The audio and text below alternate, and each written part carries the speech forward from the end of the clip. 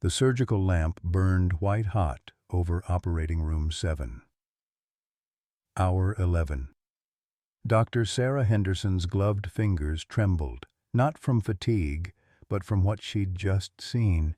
15 kilograms of tumor tissue hung suspended over the instrument tray, still warm, blood pressure 82/51. Falling. "Doctor?" The nurse's voice cracked. "His heart rate?" Henderson didn't answer. She was staring at the metallic glint embedded deep within the extracted mass. Not surgical equipment. Not an anomaly, a bullet fragment, from inside a tumor that shouldn't exist. She'd operated on facial deformities for 17 years, ameloblastomas, cysts, cancerous growths that devoured jaw and bone.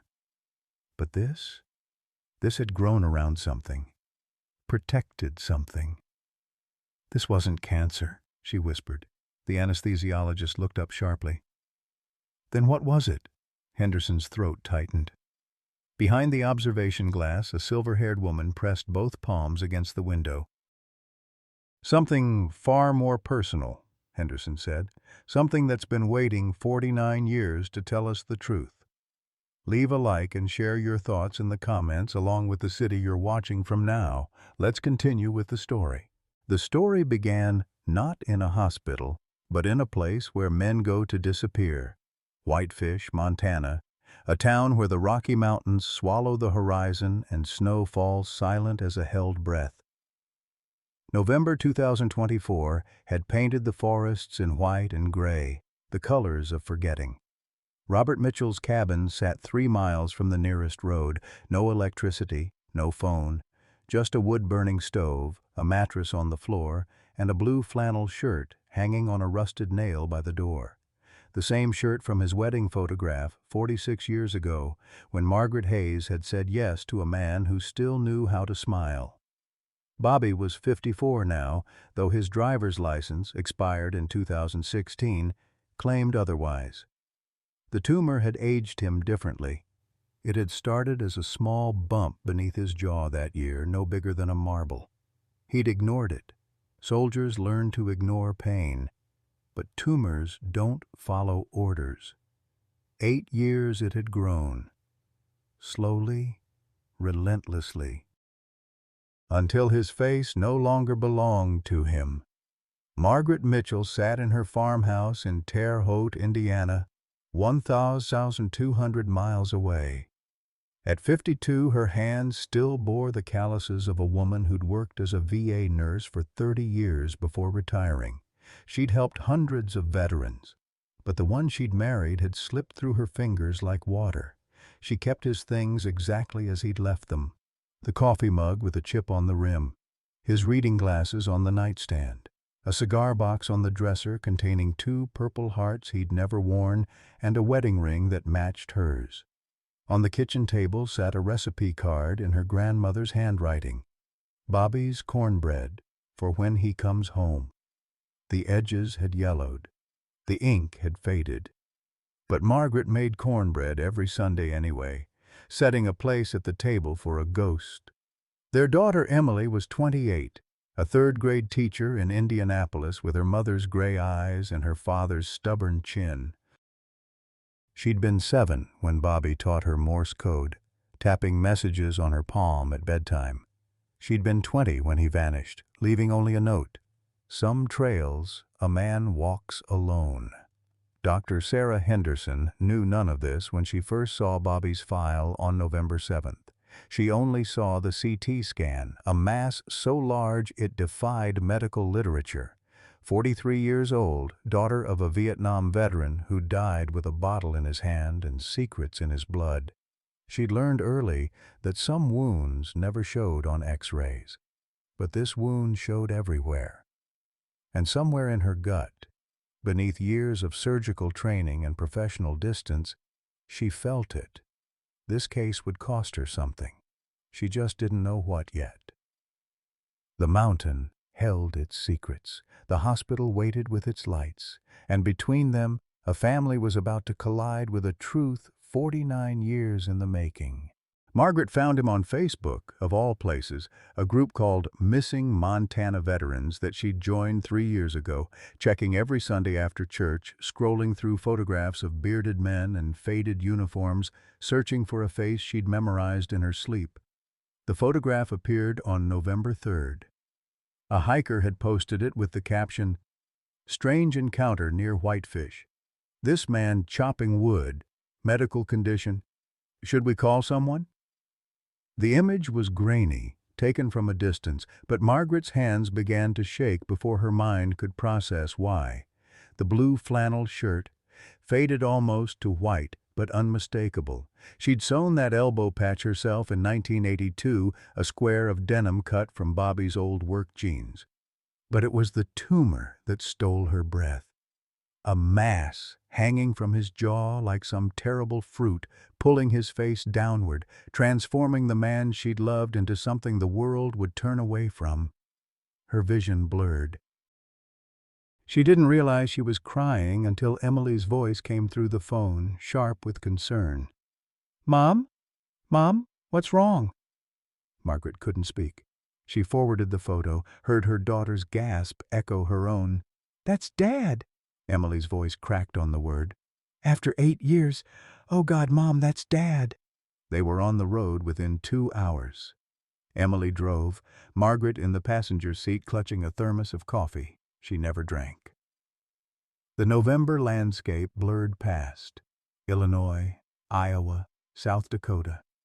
47 hours of rest stops, and terrible diners and silence broken only by the hum of tires on asphalt.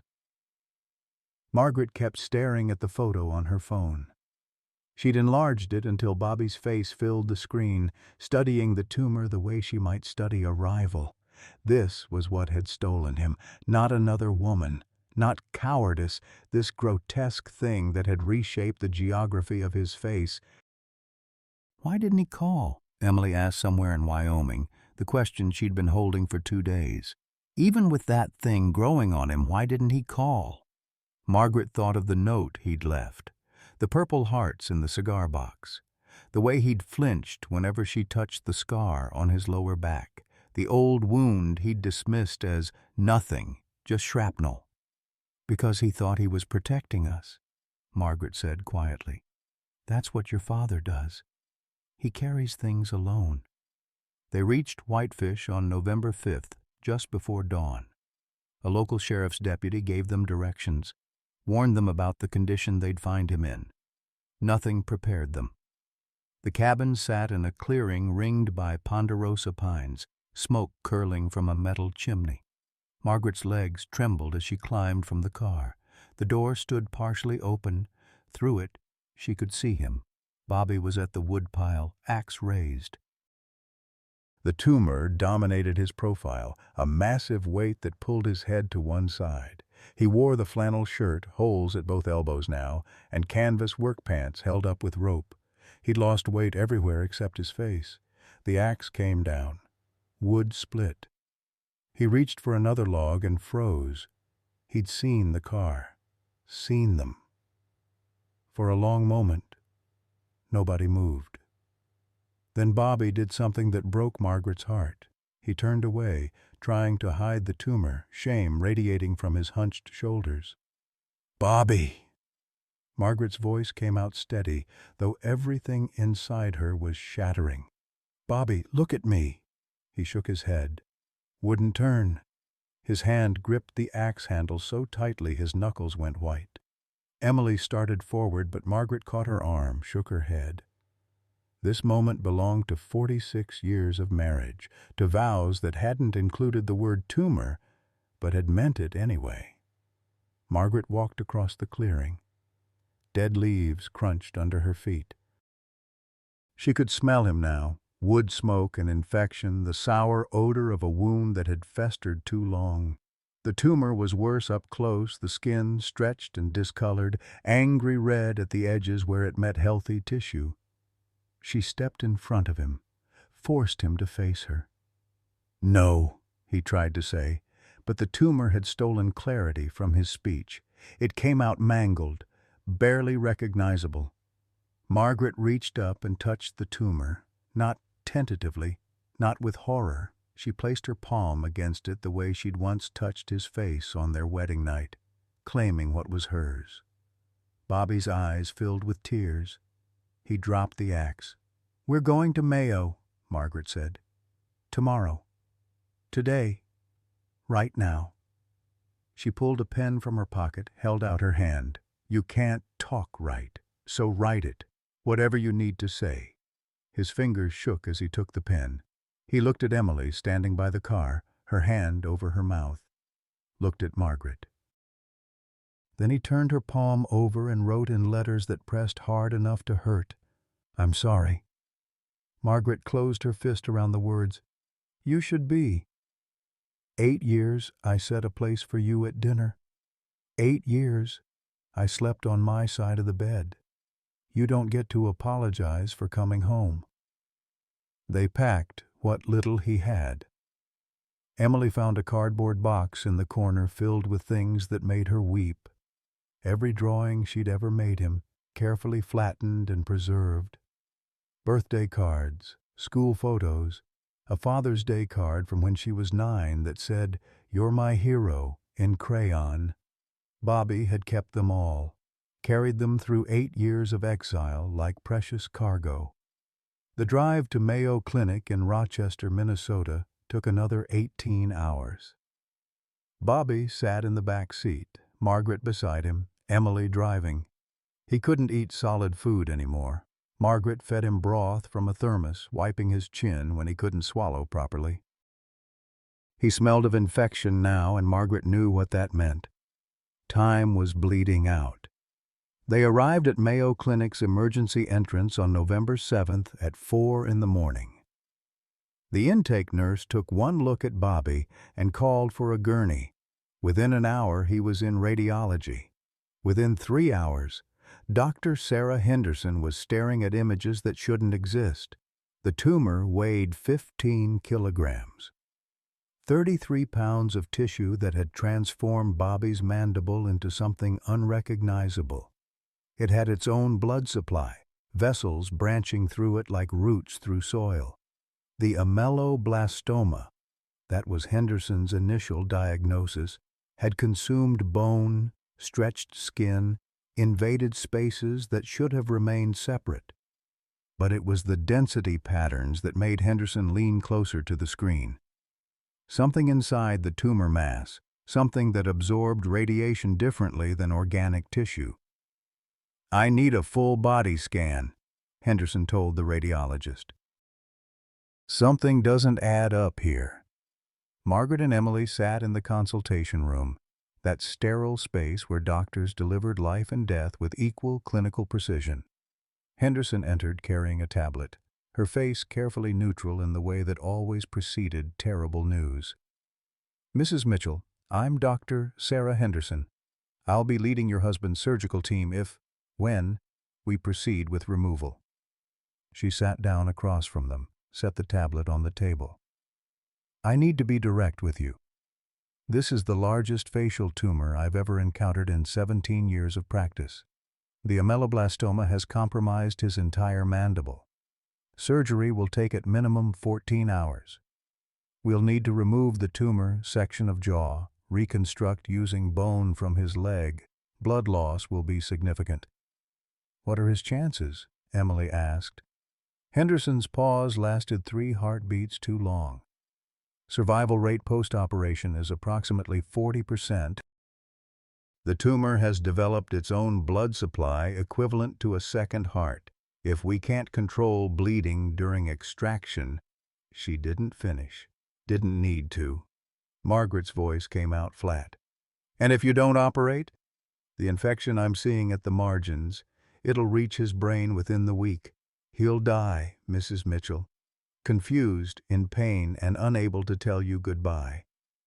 Margaret stood, walked to the window.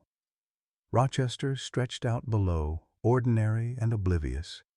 Somewhere down there, people were drinking coffee, kissing their children goodbye, taking for granted the gift of faces that didn't betray them. "We do it," Margaret said. "We didn't find him to lose him again." Henderson nodded, started to rise. Then Emily's voice stopped her. Wait, what about the metallic density in the scan? What is that? Henderson turned back slowly. We're not entirely sure yet. It appears to be some kind of foreign object embedded in tissue near the tumor base. Could be old shrapnel. Your father's military records show service in the early 70s. We'll know more once we're inside. But it was the way Henderson said it, the slight furrow in her brow, that told Margaret the doctor was lying. Not about facts, but about certainty. Henderson knew something, or suspected something, and it troubled her. That night, Emily couldn't sleep. She drove back to the cabin, 6 hours each way, searching for answers in her father's abandoned life. The place smelled of absence now, of a man who'd already become memory. She found it in the cigar box Margaret had mentioned. Beneath the purple hearts, beneath the wedding ring, a letter, unsealed, addressed to Margaret in Bobby's handwriting, dated April 1976. Emily's hands shook as she unfolded it. The paper had been handled so many times the creases were wearing through. She read by flashlight, and with each word the shape of her father's silence became clear. The letter spoke of a bullet, of carrying something that couldn't be removed, of fear that the wound would change him, transform him into something Margaret deserved better than. It spoke of leaving if his face ever betrayed what lived beneath it. If I become the monster this thing is making me, Bobby had written, leave me in the woods. That's where broken soldiers go. Emily called her mother at 3 a.m, read her the letter through tears. When she finished, Margaret's voice came through the phone, steady as stone. He thought the tumor was punishment. He thought he was protecting me by disappearing. She paused. But he was wrong about one thing. He's not broken. And he's not alone anymore. The next morning, November 8th, they brought Bobby the news. Surgery was scheduled for November 13th. 5 days to prepare. 5 days to shore up a body that had been at war with itself for 8 years. Bobby lay in the hospital bed, the tumor pulling his face into permanent asymmetry. Margaret held his hand. Emily sat on the other side. Dr. Henderson stood at the foot of the bed with a legal pad for Bobby to write on. Speaking was almost impossible now. The risks are substantial, Henderson said again. I need you to understand, Mr. Mitchell. You may not survive this operation, and if you do, you may not be the same. Bobby took the pad. His hand moved slowly, each letter an effort. When he finished, he turned it so they all could see. Let me go. You're free. Margaret snatched the pad, threw it across the room. The sound made Emily jump, made Henderson step back. Margaret stood, leaned over Bobby, her face inches from his. Listen to me, Robert Mitchell. You don't get to decide this anymore. You don't get to carry this alone. You spent 8 years in those woods thinking you were protecting me. Well, I spent 8 years at that table, setting your place, waiting. And I'm done waiting for you to give up. She straightened, smoothed her shirt. When she spoke again, her voice was calm, absolute. We're doing the surgery. You're going to survive it, and then you're coming home. Not to that cabin, home, where you've always belonged. Bobby stared at her. Then slowly he nodded. But it was Emily who noticed the way Henderson watched the exchange, the slight tightening around her eyes. The doctor had seen something in those scans. Emily was certain now. Something beyond the tumor. Something that connected to the letter, to the bullet Bobby had mentioned, to the reason he'd carried silence for 49 years. As Henderson left the room, Emily followed her into the hallway. Dr. Henderson, that metallic object in the scan, you said it might be shrapnel, but you don't believe that, do you? Henderson stopped, studied Emily with the same intensity she probably gave her surgical fields. What I believe doesn't matter. What I can prove does." She paused. "But no, I don't think it's shrapnel. The placement is too precise, too protected. It's as if the tumor grew around it deliberately." "Is that possible? Biologically?" Henderson's jaw tightened. "It shouldn't be. But your father's case is teaching me that the human body keeps secrets we're just beginning to understand." She met Emily's eyes. "And sometimes those secrets are worth dying for." The turning point came not in surgery, but in silence, the kind that precedes revelation the way thunder follows lightning. November 10th, 3 days before Bobby would go under the knife. Dr. Sarah Henderson sat in radiology reviewing the full-body MRI results that had just come back. Her coffee had gone cold an hour ago. She hadn't noticed. The bullet fragment showed clearly now in the enhanced imaging, lodged against the C5 vertebra in Bobby's cervical spine, nestled so close to the spinal cord that Henderson's breath caught. But it was the date stamped on the original injury report that made her reach for the phone. Fort Bragg, North Carolina.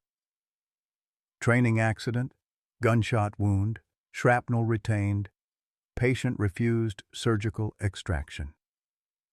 49 years. Bobby had carried that bullet for 49 years. Henderson pulled up the VA medical database, entered Bobby's service number. The records were sparse, heavily redacted in places, but one document stood out, an incident report from April 1975, signed by a First Lieutenant Thomas Harrison. The description was clinical, almost dismissive. Sergeant Mitchell sustained injury during weapons inspection. Accidental discharge. Fragment deemed too dangerous to remove due to spinal proximity. Patient stable. Return to duty. Something about the language bothered Henderson. Too clean, too convenient. She'd read enough military medical files to recognize a cover-up when she saw one.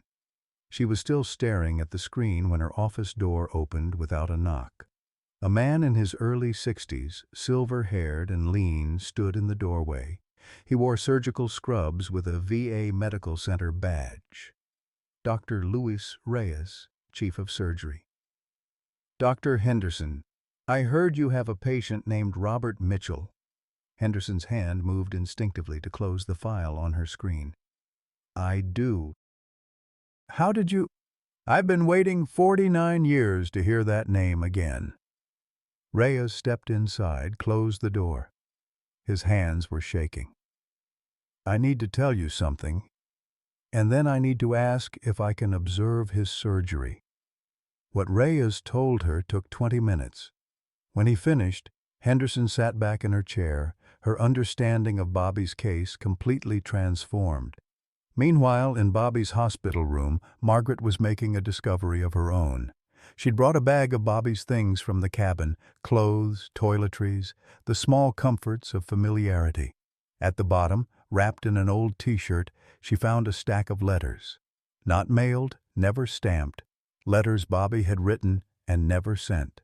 She recognized her own name on the first envelope. Her hands trembled as she opened it. The letter was dated September 2016, the month Bobby had disappeared. Margaret read it once, then again, tears blurring the words. "Maggie, the tumor started today. Just a small bump, but I know what it means. The bullet's finally coming to collect its due. I won't make you watch me rot. Better you think I'm a coward than see what I'm becoming. Some trails a man walks alone. I love you. I've always loved you. That's why I have to go." Emily found her mother in the hallway bathroom, the letter clutched in her fist, mascara streaking her cheeks. "Mom? What is it?" Margaret handed her the letter, watched her daughter's face crumple as she read. Then Margaret pulled out another envelope, this one addressed to Emily. "There's more," Margaret whispered. "Read yours." Emily's letter was dated the same day. Her father's handwriting, still strong then, before the tumor had stolen his dexterity. "Emmy, by the time you read this, you'll hate me. That's okay. I can carry your hate better than you can carry the memory of watching your father's face betray him. I kept every drawing you made me. When the darkness comes, I look at them and remember the man I was when you still thought I was a hero. I'm sorry I can't be that man anymore. Love, Dad. He thought the tumor was the bullet's fault, Emily said, her voice hollow. He thought his body was finally giving up. So he gave up first. Margaret pressed her palms against the cool tile wall. 8 years. 8 years of Bobby alone in those woods, convinced he was protecting them by disappearing. 8 years of him believing his silence was love. We need to talk to Dr. Henderson, Margaret said, about that bullet, about what it did to him. They found Henderson in her office with Dr. Reyes. The way both doctors looked up when they entered, guilty, burdened, told Margaret they'd stumbled into something larger than they'd understood. Mrs. Mitchell, Emily, Henderson stood. This is Dr. Luis Reyes from the VA. He has information about your husband, about 1975. Reyes stepped forward. His eyes were red-rimmed. I'm the reason your husband has that bullet in his spine. I'm the man he saved. The story came out in pieces. Interruption and clarification, a narrative that had been buried under military bureaucracy and one man's shame. April 1975. Fort Bragg, Private Luis Reyes, 19 years old, son of migrant workers who'd crossed the border with nothing but hope and calloused hands. He'd distinguished himself in training, shown leadership that earned him a nomination for a Medal of Valor. But First Lieutenant Harrison, a man whose family tree had roots in the Confederacy and prejudices just as deep, couldn't stomach the idea of a Mexican kid receiving military honors. The confrontation happened in the armory. Harrison, drunk on authority and cheaper whiskey, had drawn his sidearm, not to threaten, to use. Reyes was unarmed, alone, 19 years old and terrified. Bobby had been passing by, heard the commotion. Walked in to find Harrison with a gun aimed at Reyes' chest. "Sir, stand down." Bobby's voice, Reyes remembered, had been steady, calm, the voice of a man who'd faced worse than one drunk officer. "This doesn't concern you, Sergeant." "It does now. Put the weapon down." Harrison had turned the gun on Bobby instead.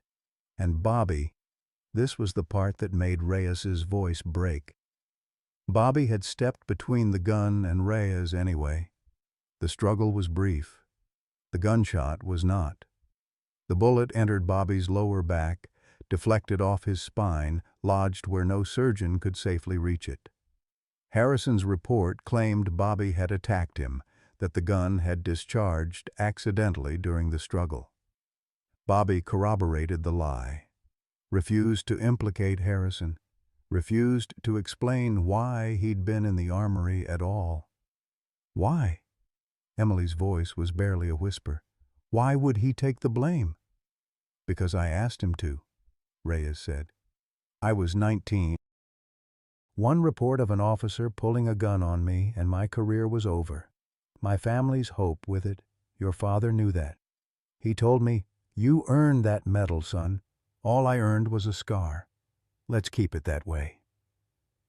Margaret had been silent, her face unreadable. Now she spoke, and her voice could have cut glass. "So my husband carried a bullet for 49 years, to protect you. And you never told anyone?" "I tried." Reyes's hands clenched. "I wrote letters to his commanding officer, to the VA, but Harrison was connected. The investigation went nowhere. And by the time I had enough rank to push harder, your husband had retired, disappeared into civilian life. I've spent the last 15 years at Mayo, hoping, praying he'd walk through those doors."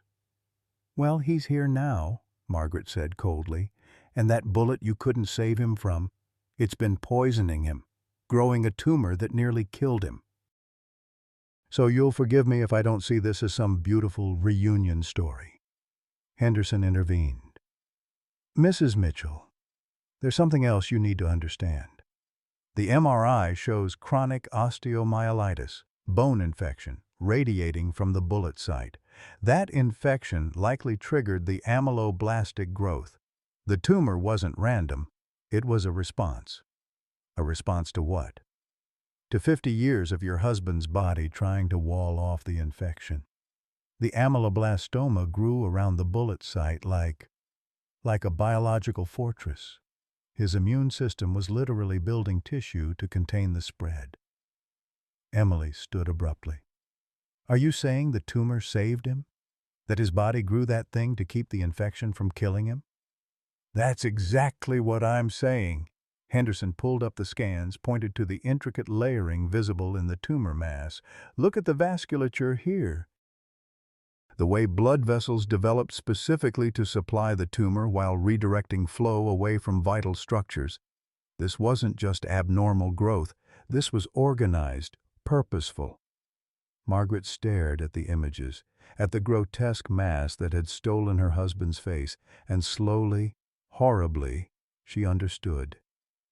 He survived because of the tumor, not despite it. Yes, the room fell silent. Outside, a nurse paged someone over the intercom. A cart rattled past in the hallway, the ordinary sounds of a hospital continuing its work. Reyes broke the silence. I need to see him.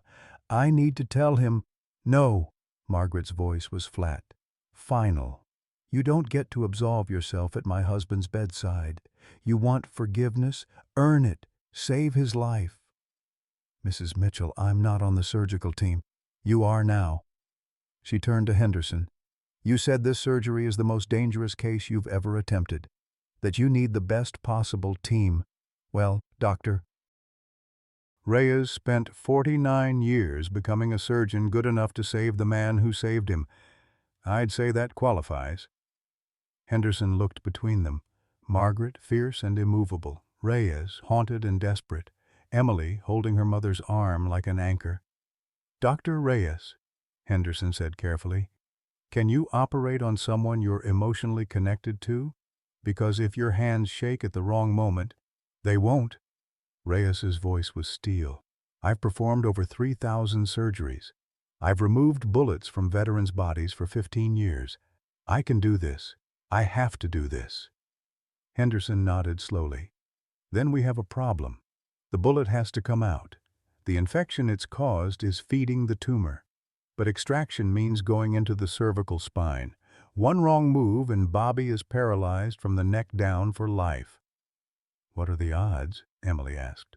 30% he survives surgery with mobility intact. 50% the bullet removal causes catastrophic damage. 20% he's paralyzed but alive. Henderson met Margaret's eyes. And if we don't operate, he dies in less than a week, Margaret finished. You already told us. They went to Bobby's room together. Henderson, Reyes, Margaret, and Emily. Bobby was awake, the tumor pulling his face into that familiar asymmetry, but his eyes were alert, clear. Margaret handed him the pad and pen he used to communicate now. Bobby, there's someone here to see you. Someone from a long time ago. Reyes stepped forward. For a long moment, the two men simply looked at each other. The young private, now silver-haired, the sergeant, now disfigured and dying. Bobby's hand moved across the pad. Slow, deliberate. He held it up. Reyes? Yes, sir. It's me. Bobby's eyes filled with tears. He wrote again. You got out. Good. Because of you. Reyes's voice broke. I became a surgeon because of you. Spent 30 years in the VA trying to pay forward what you gave me, and now... He gestured helplessly at the equipment, the monitors, the tumor that dominated Bobby's face. Now I'm here to save you back, if you'll let me. Bobby stared at him. Then he wrote, the pen pressing hard enough to tear the paper. Nothing to save. Already worth it. Margaret made a sound, not quite a sob, not quite a laugh. She took the pad from Bobby, held it so he could see her face as she spoke. That bullet has been poisoning you for 49 years. It caused the infection. The infection caused the tumor. Dr. Henderson says they can remove it during the surgery. But it's dangerous. You could be paralyzed. You could die on the table. Bobby reached for the pad, wrote, "Let me go." "No." Margaret's voice was absolute. "You don't get to make that choice anymore. You spent 8 years in the woods choosing for me, choosing to leave because you thought it was protection. Well, I'm choosing now. We're doing the surgery, all of it, tumor and bullet, and you're going to survive because I didn't spend 46 years loving you to let you quit now." Bobby's hand trembled as he wrote, "What if I'm not me anymore?" Emily leaned in, took her father's hand. "Dad, you've been not you since 1975. You've been the man carrying a bullet, the man carrying a secret, the man carrying shame that was never yours.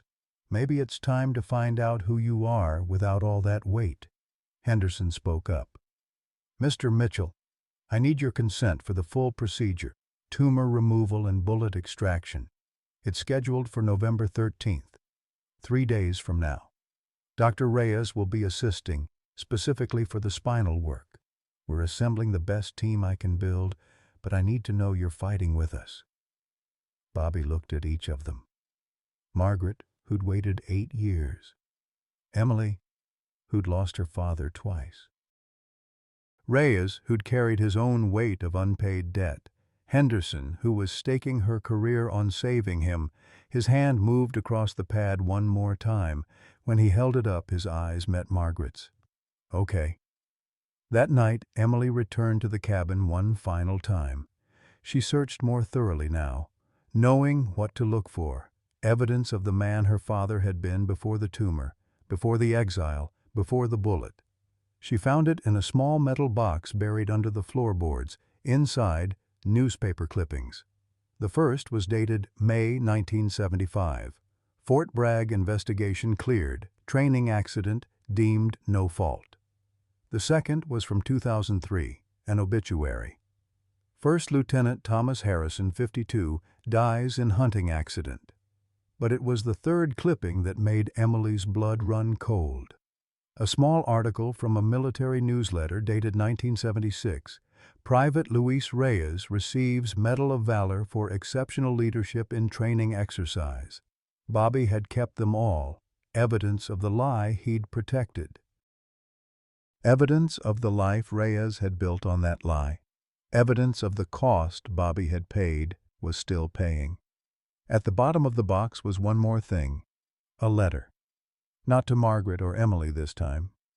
Addressed to Private Reyes, Fort Bragg. Never mailed. The envelope was sealed, but Emily could see Bobby had written on it. "To be opened if the bullet wins." She took it, brought it back to the hospital, gave it to Reyes in the hallway while her mother sat vigil in Bobby's room. "He wanted you to have this, if things don't go well." Reyes held the envelope like it might shatter. "Should I open it now?" "No," Emily said. "Open it after you save him. Because you're going to save him, Dr. Reyes. You're going to take that bullet out of my father's spine and you're going to give him his life back. And then you can read what he wanted to tell you 49 years ago." Reyes nodded, slipped the letter into his pocket. "Your father once told me, 'You earned that medal, son. I'm going to make sure I earn this too.'" 3 days, Henderson thought as she reviewed the surgical plan for the 8th time that night. 3 days to prepare for a procedure that would either save Bobby Mitchell or destroy him. 3 days before 49 years of silence and sacrifice would finally come to their conclusion. In his hospital bed, Bobby lay awake, Margaret sleeping in the chair beside him, her hand still holding his. The tumor throbbed with each heartbeat, a reminder of what his body had built to keep him alive and what it would cost to tear it down. He thought about the bullet, the secret, the life he'd given Reyes and the life he'd taken from Margaret. Wondered if survival was the same as redemption. Wondered if, when the tumor was gone and the bullet was out, there would be anything left of the man he'd been. Outside, snow began to fall over Rochester. Silent, relentless. Covering everything in white, the color of both purity and emptiness. The turning point had been reached. Now came the fall, or the flight.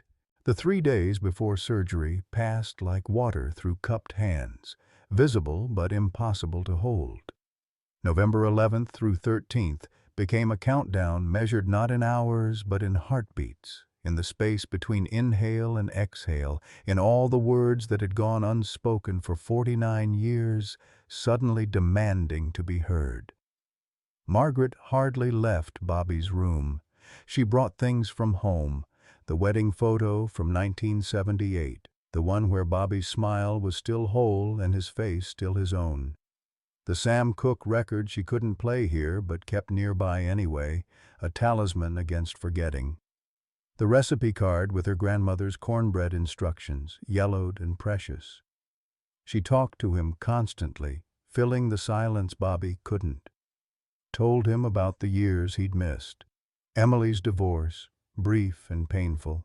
The granddaughter he'd never met, 4 years old with his same stubborn chin. The way Margaret had kept his coffee mug on the shelf, never quite able to pack it away. Bobby listened, wrote responses on his pad when he could, but mostly just held her hand. His grip was weaker now, the infection taking its toll, but he held on as if she were the only thing keeping him tethered to the world. Emily spent those days researching. She couldn't help it. The teacher in her needed to understand, to map cause and effect like a lesson plan.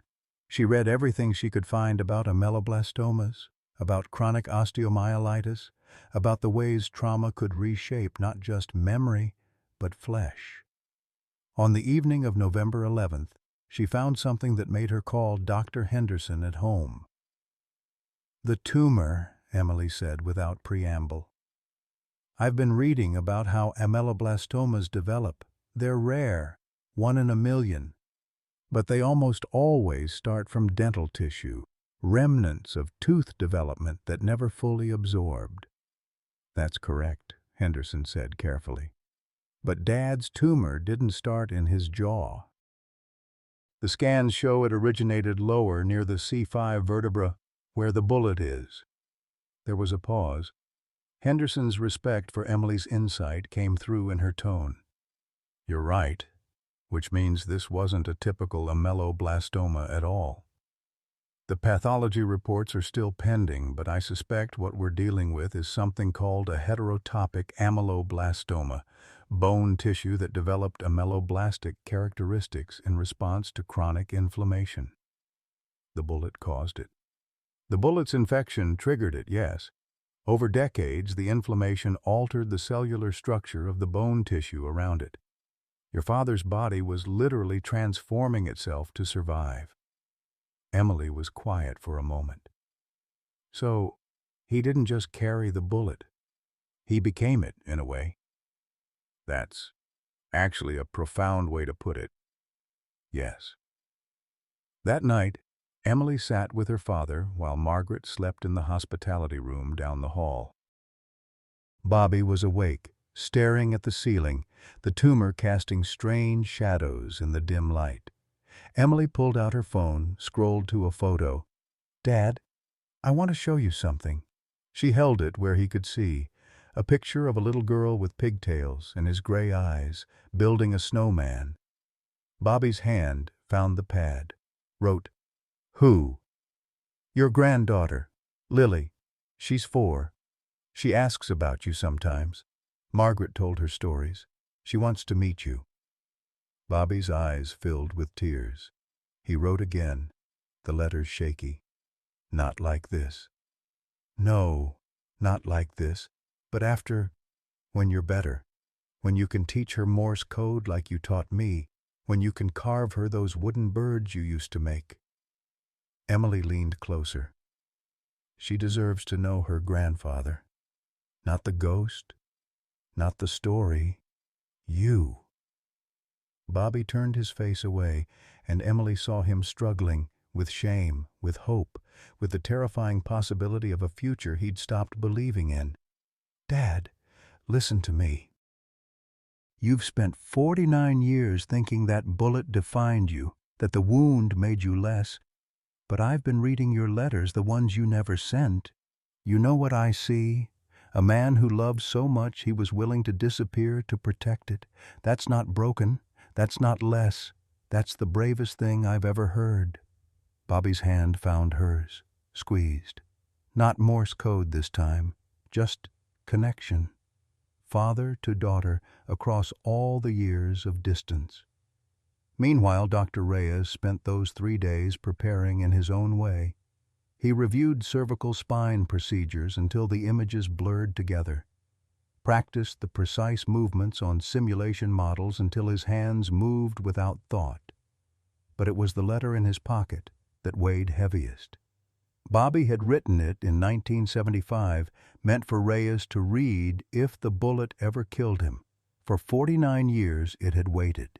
Now it sat in Reyes' pocket like a stone, and he couldn't stop touching it, feeling its edges through the fabric. On November 12th, the day before surgery, Reyes found Henderson in the surgical prep room. "I need to tell you something," he said, "about my hands." Henderson looked up from the instrument tray she was reviewing. "Your hands? They've been shaking since I saw Bobby, since I realized who he was." Reyes held them out, steady now, but he knew the truth. "At night, when I think about cutting into his spine, they shake. I'm afraid that you'll hurt him." Henderson's voice was soft, understanding. "Dr. Reyes, I've been operating for 17 years. I've seen surgeons work through divorces, deaths, disasters. You know what matters most? Not fearlessness, precision despite fear. Your hands shake because you care. That's not a liability. That's humanity. But if I slip, you won't, because you've spent 49 years preparing for this moment. Every veteran you've treated, every bullet you've removed, it's all been practice for this, for him." She met his eyes.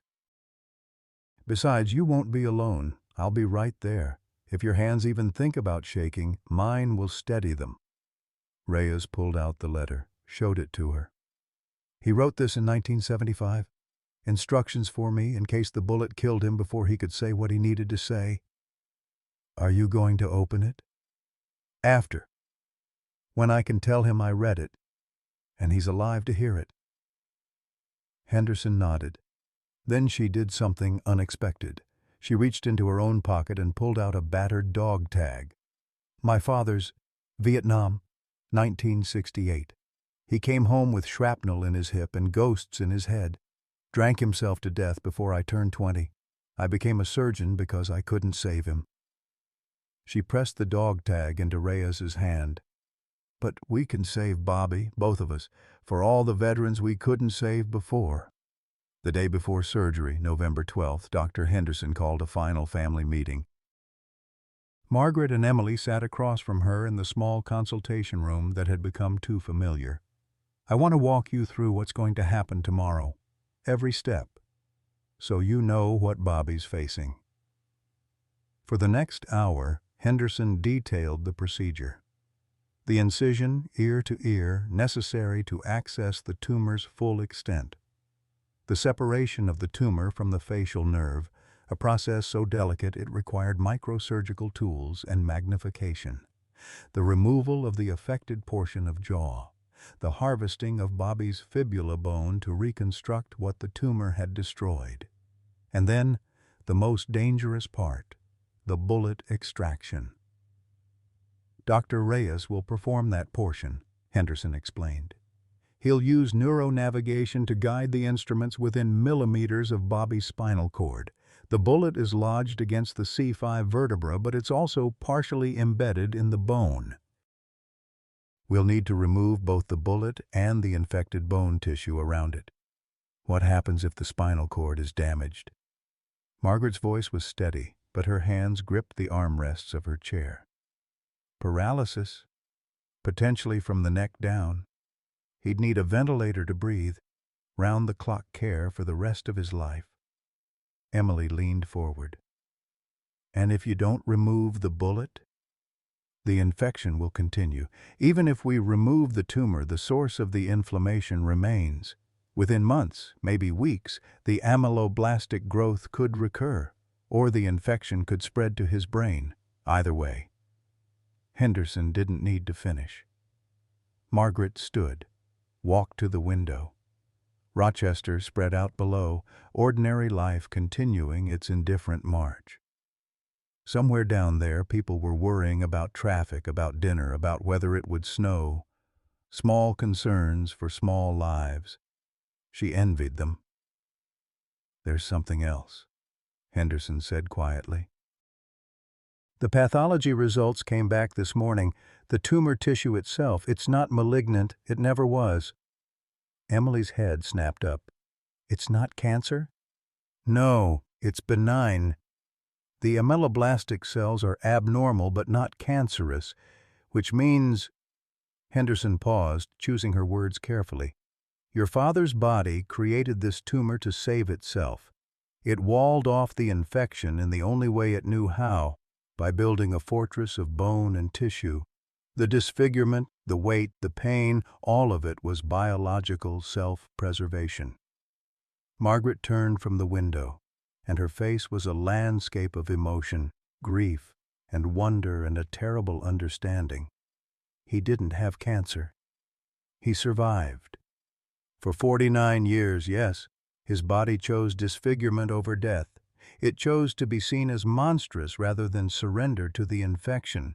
That's not just survival, Mrs. Mitchell. That's devotion, biological devotion to staying alive.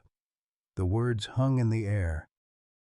Emily thought of her father in that cabin, alone with his shame, convinced he was becoming a monster, never understanding that the monster was what had kept him alive, never knowing that his body loved him even when he couldn't love himself.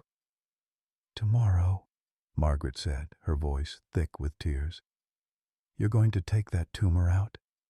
You're going to remove that bullet. And my husband is going to survive. Because if his body could fight for 49 years, he can fight one more day." That night, Bobby's last night before surgery, Margaret broke hospital rules one final time. She brought a small, portable CD player, ancient technology, but it still worked. Placed it on the bedside table, pressed play. Sam Cooke's voice filled the room. "You send me." Bobby's eyes flew open. Found Margaret standing by his bed, hand extended. "Dance with me," she said. He shook his head, gestured helplessly at the tumor, the IV lines, his weakness. "I didn't ask if you could." "I asked if you would." She took his hand, helped him sit up on the edge of the bed. The tumor pulled his head to one side, but she adjusted, found the angle where they could be close. They swayed there, barely moving, Margaret's arms around him, his hands clutching her like she was the only solid thing in a tilting world. The tumor pressed between them, grotesque and intimate, the physical manifestation of everything he'd carried. "When you wake up," Margaret whispered against his ear, "this will be gone. The tumor, the bullet, all of it, and it's going to hurt. Recovery is going to be hell. But I'm going to be right there, just like this, holding you through it." Bobby's body shook. Whether from weakness or emotion, she couldn't tell. Didn't need to. She just held tighter. "You came back to me," she continued. "After 8 years you came back, so don't you dare leave me tomorrow. Don't you dare let that bullet win after everything your body did to fight it. You hear me, Robert Mitchell? You stay, you fight, you come back to me one more time." The song ended, started again on loop. They stayed that way until Bobby's strength gave out and he had to lie back down. But his eyes, when they met hers, held something they hadn't held in years. Not hope exactly, but not surrender either. Something in between. A soldier's determination, a stubborn refusal to quit. Margaret kissed his forehead. The tumor, his hands, claiming every part of him, monster and man alike. "I love you," she said. "All of you. Even the parts you thought I couldn't." Bobby found his pad. The last message he would write before surgery. His hand shook, but the letters were clear. "I know." Down the hall, Dr. Henderson reviewed the surgical plan one final time. 16 hours of meticulous work mapped out in stages. She thought of her father, dying with shrapnel still in his hip because he'd been too proud to let anyone see him as broken. Thought of Bobby, carrying a bullet for 49 years for the same reason. Pride and shame, two sides of the same coin. Both could kill you if you carried them long enough. She picked up her phone. Called Dr. Reyes. "Tomorrow, we're not just removing a tumor and a bullet. We're removing 49 years of shame. We're giving Bobby Mitchell permission to be whole again. Every cut we make, every stitch we place, that's what we're doing. Understand?" "Yes," Reyes said. "I understand." "Good. Because that man in there, he survived things that should have killed him a dozen times over. A drunk officer's bullet. An infection that should have reached his brain years ago. 8 years alone in the woods. He's a survivor, Dr. Reyes. Our job is to make sure he survives us too." November 13th arrived with snow, heavy, silent flakes that turned Rochester into something hushed and expectant. At 5:30 a.m., orderlies came for Bobby. Margaret walked beside the gurney, holding his hand until they reached the surgical suite doors. "I'll be right here," she said, "waiting, however long it takes." Bobby's eyes found hers. He'd been given sedation, but he was still alert enough to tap against her palm. 3 taps, pause, 3 taps, pause, 3 taps, SOS. Margaret's tears came then, hot and fast. She tapped back. 4 taps, 1 tap, 4 taps, 1 tap, HER. The doors closed between them. Bobby disappeared into the bright lights of the operating room, and Margaret stood there in the hallway, her hands still raised as if holding something invisible. Emily found her there 10 minutes later, frozen in place. "Mom, come on, there's a waiting room. Coffee." "He tapped SOS," Margaret whispered. "After 49 years of carrying everything alone, he finally asked for help." "And you answered," Emily said gently. "You told him you're here. Now we wait." We're here and we wait.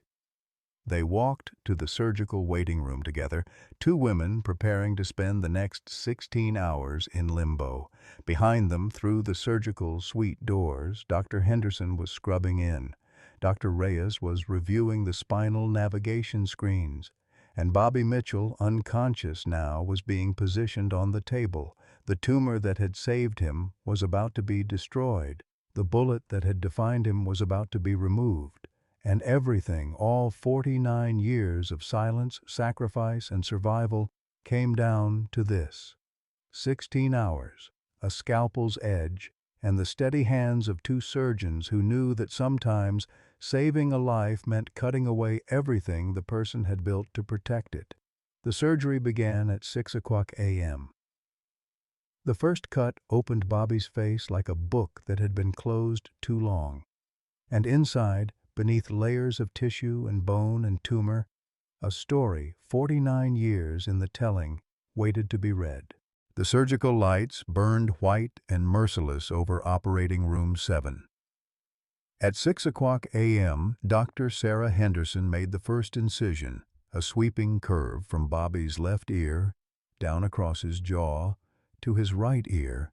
The scalpel parted skin that hadn't known a blade in 54 years, releasing a thin line of blood that the surgical nurse quickly suctioned away. "Vitals stable," Dr. James Carter announced from behind his anesthesia station. Blood pressure 118/76, heart rate 68. He's holding steady. Henderson worked with methodical precision, her hands moving through layers of tissue with the confidence of 17 years spent in faces like this. But even she had to pause when the tumor came fully into view. Under the surgical lights, stripped of skin, it was even more massive than the scans had suggested. 15 kilograms of bone and tissue that had grown like some terrible coral reef, building itself layer by patient layer over decades. Doctor. Reyes stood across from her, his role to assist until they reached the bullet. His hands were steady now, all trace of trembling gone. Henderson had been right. Fear transformed into precision the moment the work began.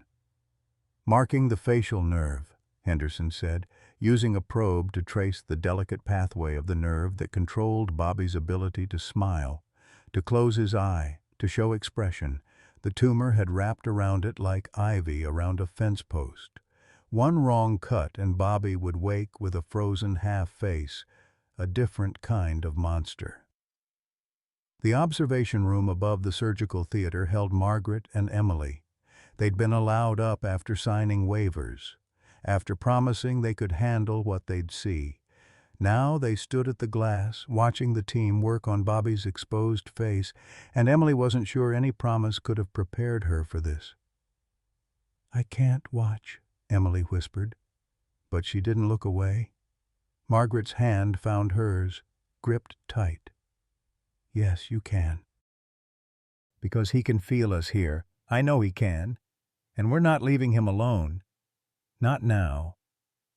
Hour 1 became hour 2.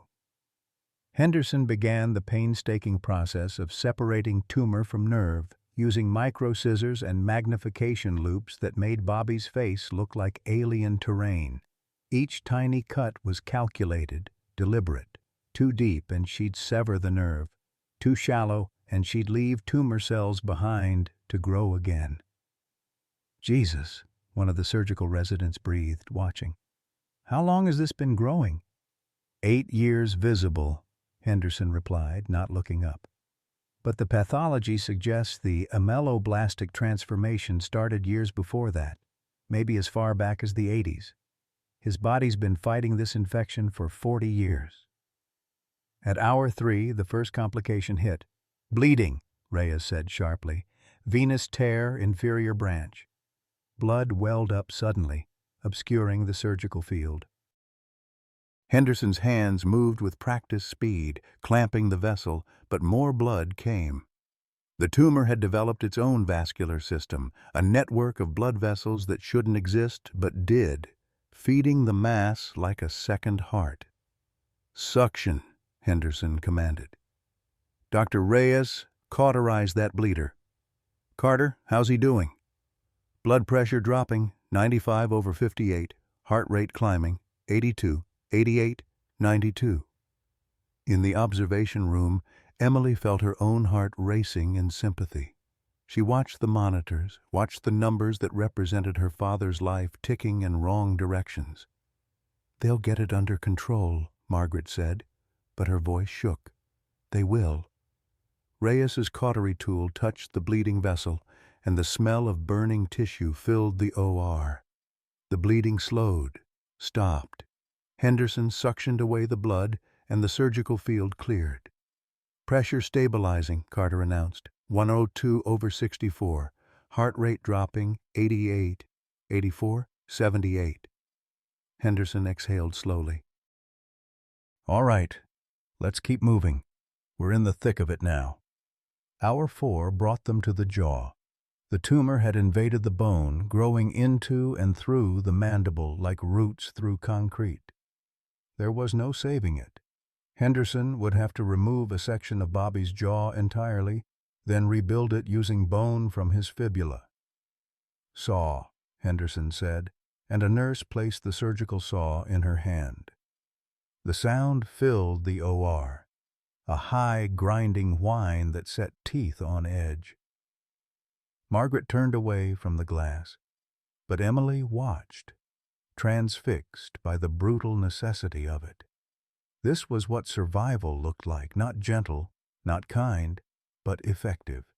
Sometimes you had to destroy to save.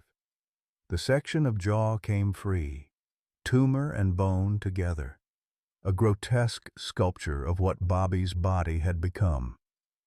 Henderson passed it to the pathology team, who whisked it away for analysis.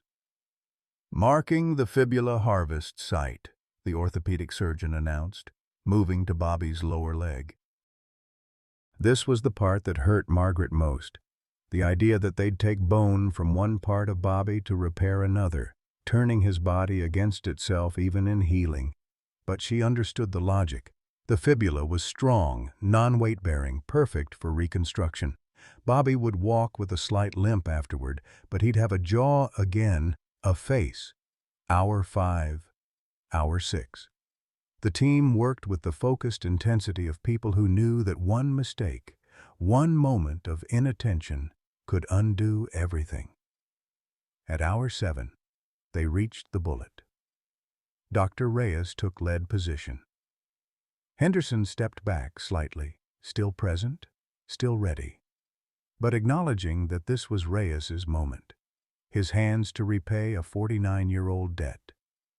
The neuronavigation system came online, a computer-guided system that showed the precise position of their instruments relative to Bobby's spinal cord in real time. On the monitor, green lines represented safe zones. Red meant danger. "Beginning approach to C5 vertebra," Reyes said, his voice steady. "I can see the bullet capsule." The tumor had indeed encapsulated it, just as the scans had suggested. Layers of abnormal bone tissue had grown around the bullet fragment, walling it off from the rest of Bobby's body. A biological prison, keeping the toxin contained even as it slowly poisoned him. "It's beautiful, in a terrible way," Henderson murmured, looking at the formation. His body built this, chose to build this rather than die. Reyes used a micro-drill to carefully remove the encapsulating bone. The drill bit was smaller than a pencil lead, and he worked with infinitesimal movements, grinding away the bone cell by cell. In the observation room, Emily checked her watch. 7 hours and 43 minutes. Her father had been on that table for nearly 8 hours, his body opened and invaded by hands trying to help. How much more could he take? As if hearing her thought, the monitors beeped an alarm. "Blood pressure dropping," Carter said, tension creeping into his voice. 82/48, heart rate 110. "He's hemorrhaging somewhere," Henderson said, scanning the surgical field. "Find it." The team searched desperately, looking for the source of bleeding, but the surgical site was too complex, too much tissue disturbed. Blood began pooling faster than they could suction it. "Pressure's 78/44, Carter announced. "He's crashing, heart rate 128. "Start blood transfusion," Henderson ordered. 2 units now. Dr. Reyes, we need to pause extraction." "No," Reyes said, and his voice carried an authority that stopped everyone. "If we stop now, we'll lose our navigation. The bleeding is from the tumor bed, not the spine. You handle that, Dr. Henderson. I'm almost through to the bullet. We do this now, or we don't do it at all." Henderson hesitated for only a second. Then she nodded. "All right, I'll find the bleeder. You get that bullet. Carter, push the transfusion." "Keep him alive long enough for us to finish." The OR became controlled chaos. 2 critical procedures happening simultaneously. Henderson working to find and stop the hemorrhage. Reyes drilling through the last millimeter of bone between his instruments and the bullet. Carter managing a system on the edge of collapse. Margaret couldn't watch anymore. She turned from the glass, slid down the wall to sit on the floor, her hands over her face. Emily wanted to join her, wanted to collapse under the weight of watching her father die by inches on that table. But someone had to witness. Someone had to see. "Found it," Henderson said. "Tumor vessel, posterior branch. It's retracted into the tissue. I need—" "Here," a nurse said, passing an instrument. Henderson's hands moved with desperate precision. The bleeder was deep, hiding in tissue that was already compromised. One wrong move and she'd cause more damage, more bleeding. But Bobby was running out of time. "Blood pressure 74/40, Carter said. "He's losing consciousness reserve. If his pressure drops below 70, "I know what happens below 70, Henderson snapped. Then, softer, "I've got it. Clamping now." The clamp closed. The bleeding stopped. And Bobby's blood pressure, after a terrifying pause, began to climb. 82/48, 86/52, 90/58. Henderson closed her eyes briefly. Okay. Dr. Reyes, how are you doing?" "I'm through the capsule," Reyes said. His face was drenched with sweat behind his surgical mask, but his hands were rock steady. "I can see the bullet fragment. It's wedged into the vertebra. Part of it is embedded in the bone." This was the moment everything had been leading to. 49 years compressed into the next few seconds. Reyes positioned his micro-forceps around the bullet fragment, using the navigation system to ensure he didn't touch the spinal cord lying millimeters away. "Extracting now," he said. The forceps closed. Reyes pulled with infinite gentleness, and Emily watched on the monitor as the navigation system showed the bullet fragment moving slowly away from the spine. Then it stuck.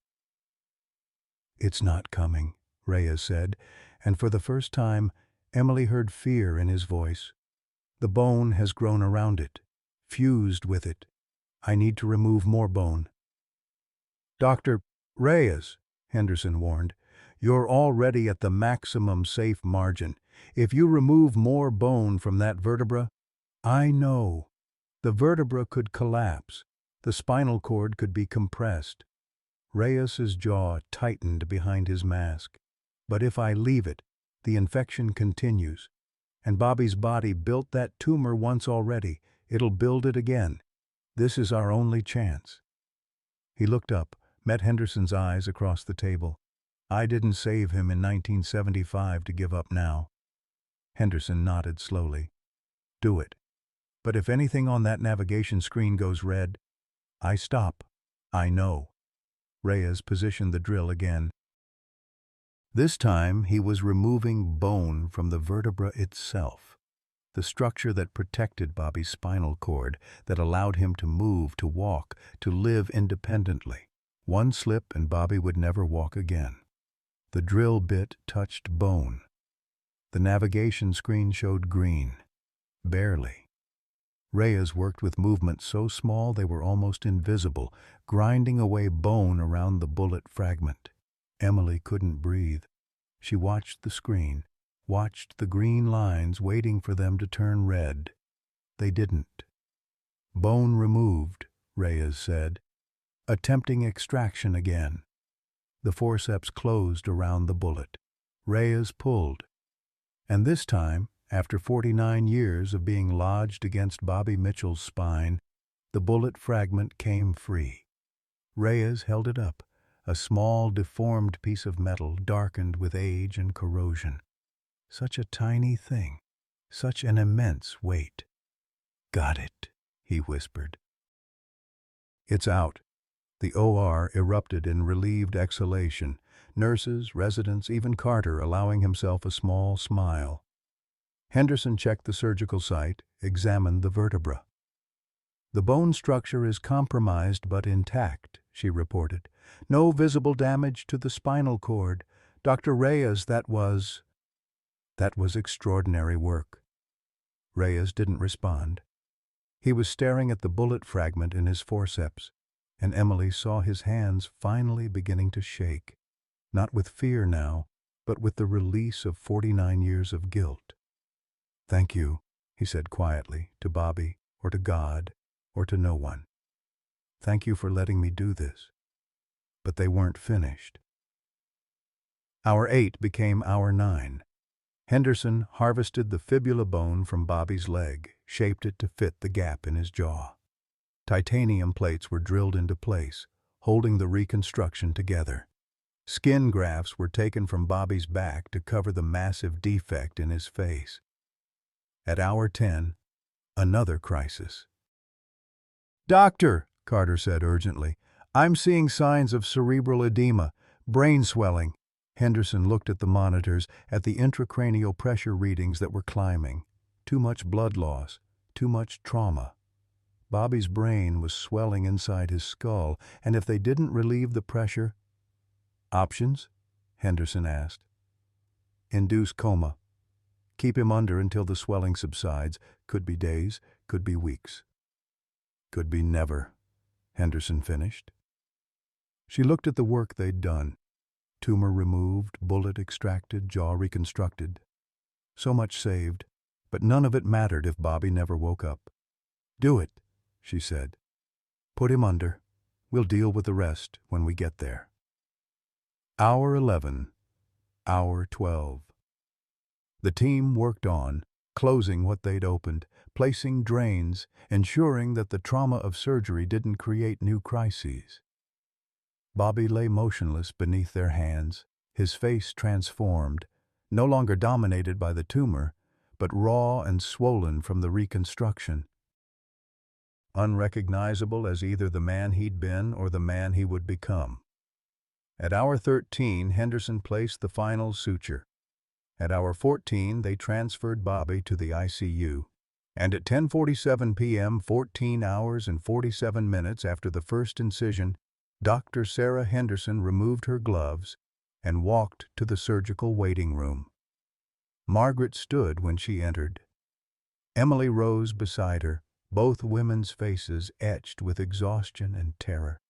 "He's alive," Henderson said, and Margaret's knees buckled. Emily caught her. "The tumor is removed. The bullet is out. We've reconstructed his jaw using bone from his leg." "When can we see him?" Margaret asked. "Soon, but there's something you need to know." Henderson's face was grave. Bobby's brain began swelling during surgery. Too much trauma, too much blood loss. "We've induced a medical coma to reduce the pressure. He'll be kept unconscious for at least 48 hours, possibly longer." "But he'll wake up," Emily said. Not a question, a demand." Henderson hesitated. "We don't know. The swelling could subside, and he could wake with full function, or it could cause permanent damage. We won't know until we try to wake him." "But he's alive," Margaret repeated, as if saying it enough times would make it permanent. "Yes, he's alive. And Mrs. Mitchell, your husband is one of the strongest people I've ever operated on. His body has been fighting for 49 years. That fight isn't over yet." They let Margaret and Emily into the ICU at midnight. Bobby lay in the bed, his face wrapped in surgical dressings, only his closed eyes visible. Tubes ran into his arms, his throat. Machines breathed for him, monitored him, kept him tethered to life by electronic will. Margaret approached slowly, as if sudden movement might shatter him. She took his hand, the one part of him that looked unchanged, and held it against her cheek. "You did it," she whispered. "The hard part. You survived. Now you just have to come back. Come back to me, Bobby, one more time." His hand was warm but limp. No response, no tap of Morse code, nothing but the steady beep of the heart monitor, proving that somewhere inside the wreckage, Bobby Mitchell still fought.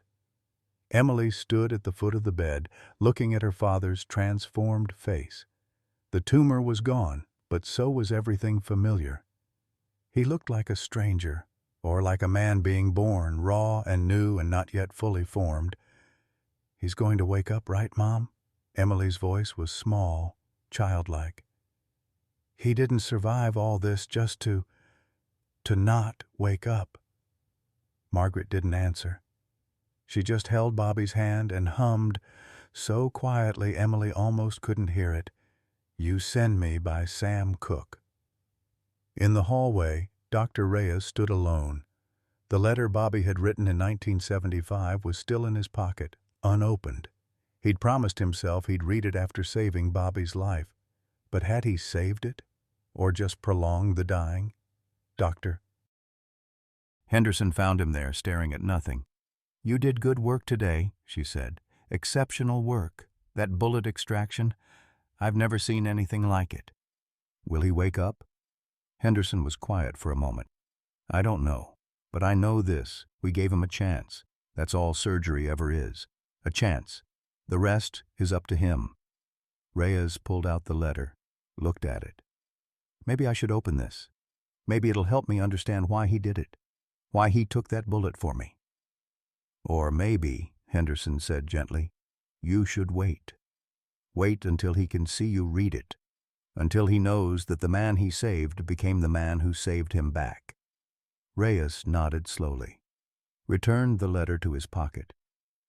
Inside the ICU, Margaret began to sing louder, no longer caring who heard. Darling, you send me. I know you send me. Honest you do, honest you do. And Bobby Mitchell, somewhere in the darkness of his medically induced coma, somewhere beyond the reach of machines or medicine or love, continued to fight. The tumor that had saved him was gone. The bullet that had defined him was extracted. And now, in the silence of his own mind, he faced the final battle, whether to return to the world that had hurt him or surrender to the peace of never having to face it again. November 14th dawned gray and cold over Rochester, but Margaret didn't notice. She hadn't left Bobby's ICU room since midnight, hadn't slept, had barely eaten. She sat in the chair beside his bed, holding his hand, watching the machines breathe for him, waiting for any sign that he was still in there. Emily brought coffee at 6 a.m. Margaret took it but didn't drink. Mom, you need to rest. Just for a few hours. I rested for 8 years while he was gone, Margaret said. Her voice was hollow, scraped clean of everything but raw determination. I'm not leaving him now. Dr. Henderson came by at 7 for morning rounds. She checked the monitors, examined Bobby's pupils with a pen light, reviewed the intracranial pressure readings. The swelling hasn't improved, she said quietly. It hasn't worsened either, but we'd hoped to see some reduction by now. What does that mean? Emily asked, though her tone suggested she already knew. It means we wait. Another 24 hours at minimum before we try to reduce sedation. His brain needs time to heal. Henderson paused. But I won't lie to you. The longer the swelling persists, the greater the risk of permanent damage. After Henderson left, Margaret finally spoke. I got him back just to lose him. That's what's happening, isn't it? We found him in those woods, brought him here, and now he's going to slip away anyway. No, Emily said fiercely. No, Mom. He survived 8 years alone. He survived the tumor. He survived 14 hours of surgery. He's not giving up now. But her words rang hollow even to her own ears.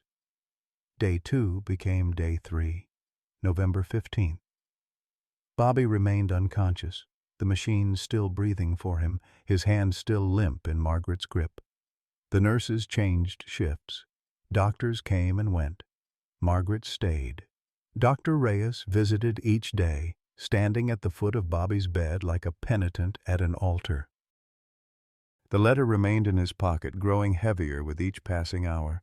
On the 3rd day, he finally spoke.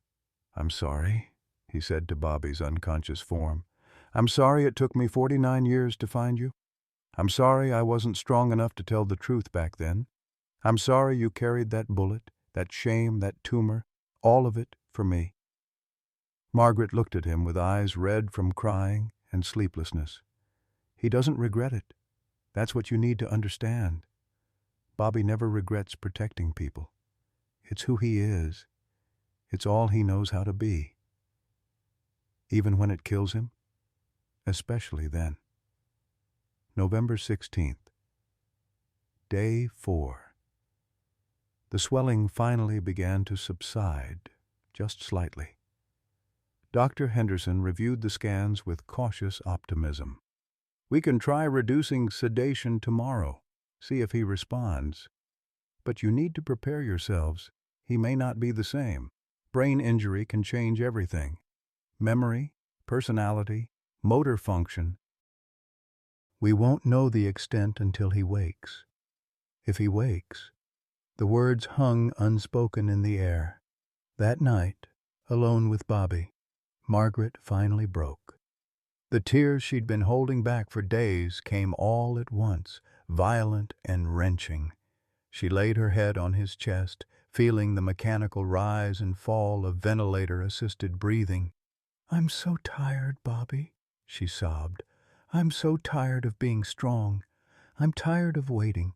I'm tired of loving you and not knowing if you can feel it anymore." She sat up, wiped her eyes roughly.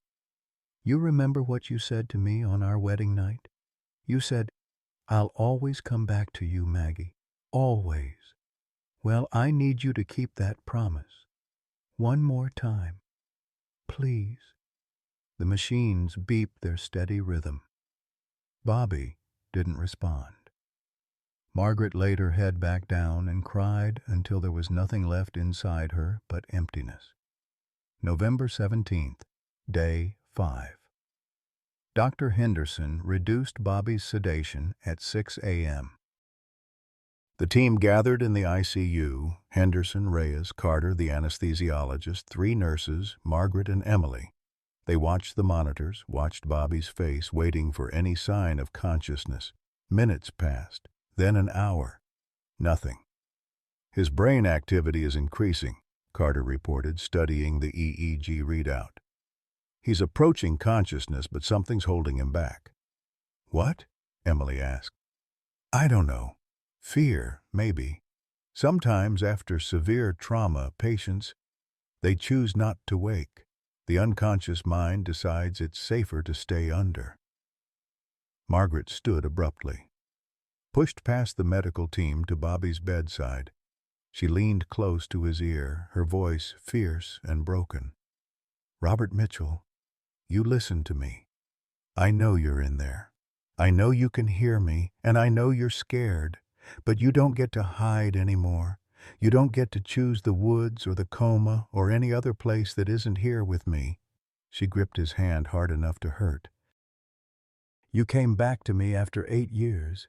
You survived that surgery, and now you're going to open your eyes and look at me because I am not done loving you. You understand? I am not done." The monitors continued their steady beep. Bobby remained still. Margaret's voice dropped to a whisper. "Please, Bobby, please don't leave me alone again." Nothing. She released his hand, stepped back.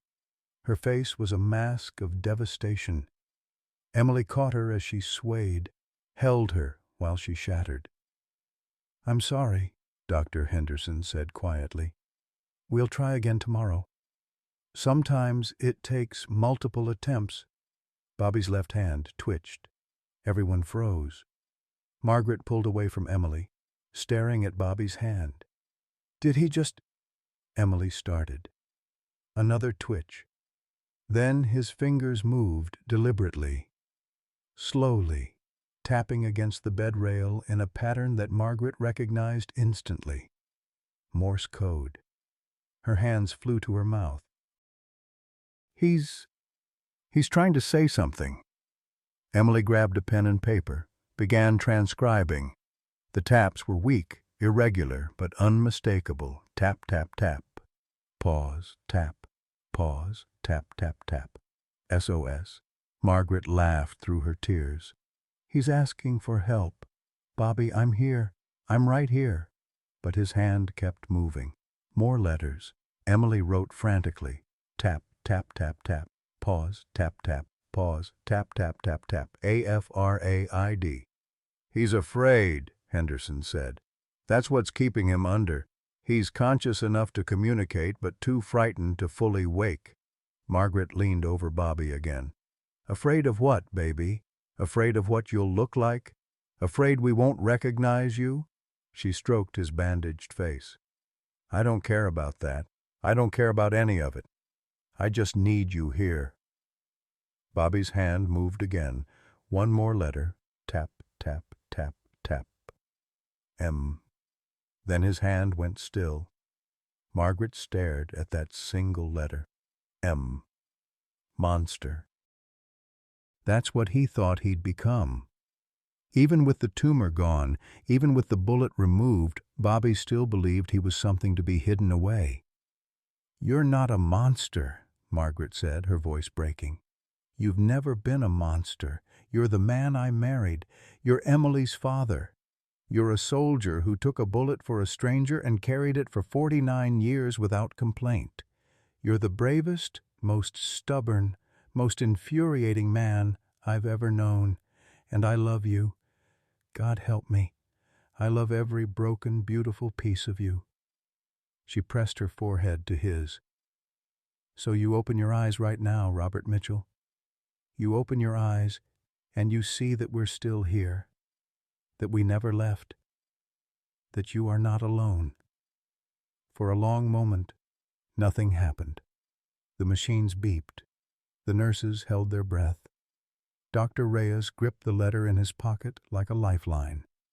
Then Bobby's eyelids fluttered. "Come on," Margaret whispered. "Come on, baby. Come back." His eyes opened. Just slits at first, barely visible through the swelling and bandages, but they opened. And they found Margaret's face. Recognition. That's what Henderson saw in Bobby's eyes. Not confusion, not fear, recognition. He knew her. Bobby's mouth moved behind the ventilator tube. No sound, but Margaret could read his lips. "Maggie." She collapsed onto him, sobbing.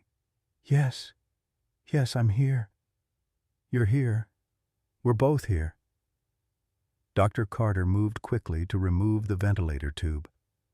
Bobby gagged, coughed, took his first independent breath in 5 days. His voice, when it came, was barely a rasp. "I'm sorry." "Don't," Margaret said. "Don't you dare apologize. You're awake. You're alive. That's all that matters." Bobby's eyes moved slowly, taking in the room, the machines, the medical team, Emily standing beside her mother, tears streaming down her face. And Dr. Reyes, at the foot of the bed, his face a landscape of guilt and relief. Bobby's gaze fixed on Reyes. His hand moved slightly, beckoning. Reyes approached hesitantly. "Mr. Mitchell, I—" Bobby's voice was rough, painful to hear. "You got the medal?" Reyes's composure cracked. "Yes. Yes, I got the medal. I became a surgeon. I saved lives. I did everything you made possible." Bobby's hand found Reyes's wrist, gripped it weakly. "Good." Then, with enormous effort, "Worth it" was always worth it. Reyes broke. 49 years of carrying guilt, shame, unpaid debt. It all came pouring out in racking sobs. Henderson put a hand on his shoulder, steadied him. "The letter," Emily said suddenly. "Dr. Reyes, the letter. He's awake. You can read it now." Reyes fumbled in his pocket, pulled out the envelope Bobby had sealed in 1975. His hands shook so badly he could barely open it. Finally, the paper came free. He unfolded it carefully, began to read aloud. "Private Reyes, if you're reading this, the bullet finally won. Don't blame yourself. I made my choice in that armory, and I'd make it again. You had a future worth protecting. I just had a bullet and some years ahead. Here's what I need you to know." Reyes paused, his voice breaking. Bobby watched him, waiting. "You were worth saving, not because of what you'd accomplish, though I'm sure you've done fine, but because in that moment, when Harrison had that gun on you, I saw something I'd lost. Innocence. Real, genuine belief that the world could be fair, that honor mattered, that a kid whose parents picked strawberries could earn a medal through merit alone. Harrison wanted to kill that belief as much as he wanted to kill you, and I couldn't let him." Margaret's hand covered her mouth. Emily wept silently. Reyes continued, tears falling onto the page. "The bullet doesn't own me. It never did. It's just metal. What owns me is the choice I made, and I'm proud of it. If you're reading this, if I'm gone, I need you to understand you don't owe me anything. You never did. Your life, your success, your happiness, that's not payment. That's proof. Proof that one good choice can ripple forward. Proof that standing between a bullet and an innocent man matters. Proof that I was right to step in front of that gun. Reyes looked up at Bobby, the letter trembling in his hands. The last line says, "Live well, Private Reyes. That's the only thanks I need." Bobby's eyes were wet. He nodded slowly, then gestured Reyes closer. When Reyes leaned in, Bobby whispered something only he could hear. Reyes straightened, stunned. You forgive me?" Bobby's lips formed the word, "always." But the relief was short-lived. Over the next hour, as Bobby fully regained consciousness, the reality of his condition became apparent. He couldn't move his right arm, couldn't feel his fingers. The nerve damage from surgery, or perhaps the swelling, had stolen function from his dominant side. "It might be temporary, Doctor," Henderson said, but her face told a different story. "We'll need to do more tests, physical therapy. It's too early to know the extent." Bobby stared at his useless right hand, the hand that had carved birds, written letters, held his daughter when she was small, gone, or damaged beyond repair. "Bobby," Margaret started, but he turned his face away. That night, after the doctors left, after Emily went to find food, Margaret sat alone with her husband. He hadn't spoken since learning about his arm, hadn't looked at her. The man who'd survived 8 years alone, who'd carried a bullet for 49 years, who'd endured 14 hours of surgery, that man was breaking under the weight of one more loss. "I know what you're thinking," Margaret said quietly. "You're thinking this is what you deserve, that the monster's been cut away but the punishment remains, that even without the tumor, you're still broken." Bobby didn't respond. "Well, let me tell you something, Robert Mitchell. I didn't wait 8 years, didn't stand by for 5 days of hell, didn't fight this hard to get you back, only to watch you give up because your right hand doesn't work anymore." She took his left hand, the one that still moved. "You've got this hand, you've got your mind, you've got your voice, rough as it is, you've got Emily, and you've got a granddaughter who wants to meet you. And you've got me. You've always had me." Bobby's eyes found hers finally. In them, she saw despair so profound it was like looking into a well with no bottom. "What if," his voice cracked, "what if I can't carve anymore? Can't be useful?" Margaret's laugh was bitter. "Useful? Bobby, you think I loved you because you were useful? I loved you because you stayed, because even when you left, you carried us with you, our pictures, our memories, because you survived when any sensible man would have given up." She leaned close. "You want to be useful? Wake up every morning. Learn to use your left hand. Meet your granddaughter. Prove to Emily that her father came back. That's useful. That's everything." Bobby's face crumpled. For the first time since waking, he wept, deep, gasping sobs that shook his whole body. Margaret held him, careful of his injuries, and let him grieve.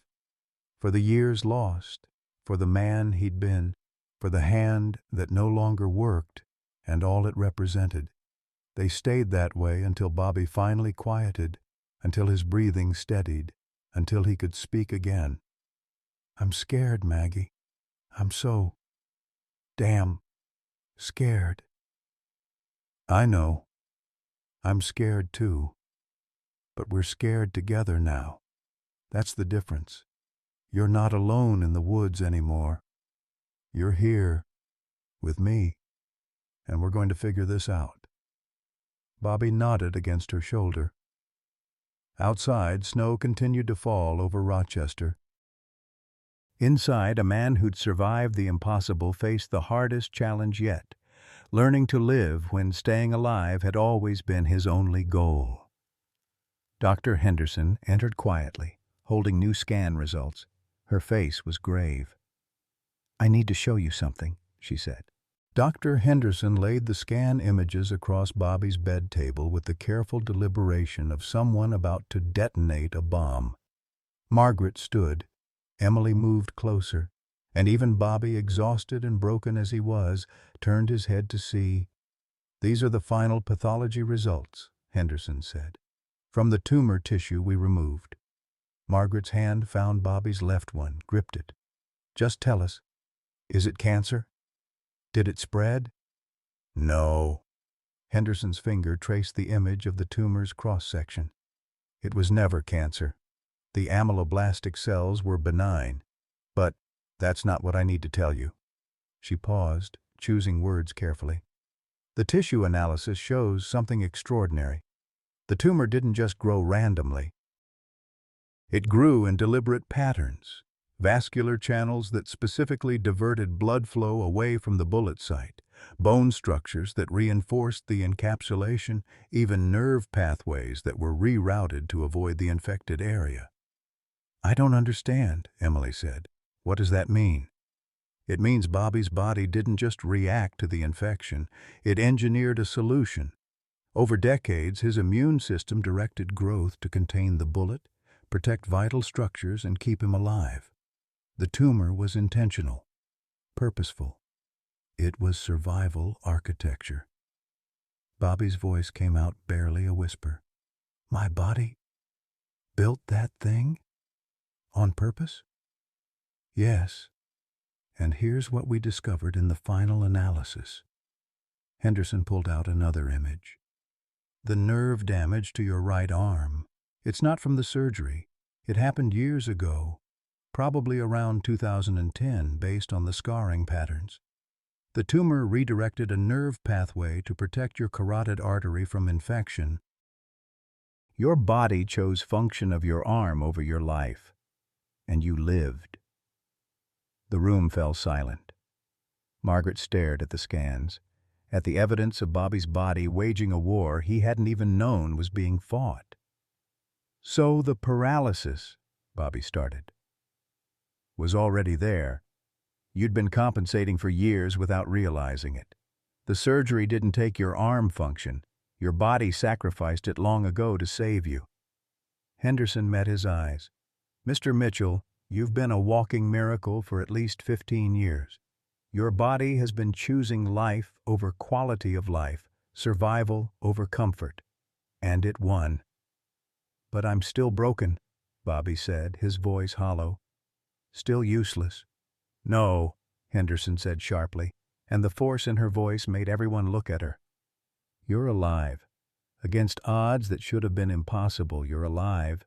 That tumor, that bullet, all of it, your body fought them with everything it had, and you survived. That's not broken." "That's extraordinary." But Bobby turned his face away.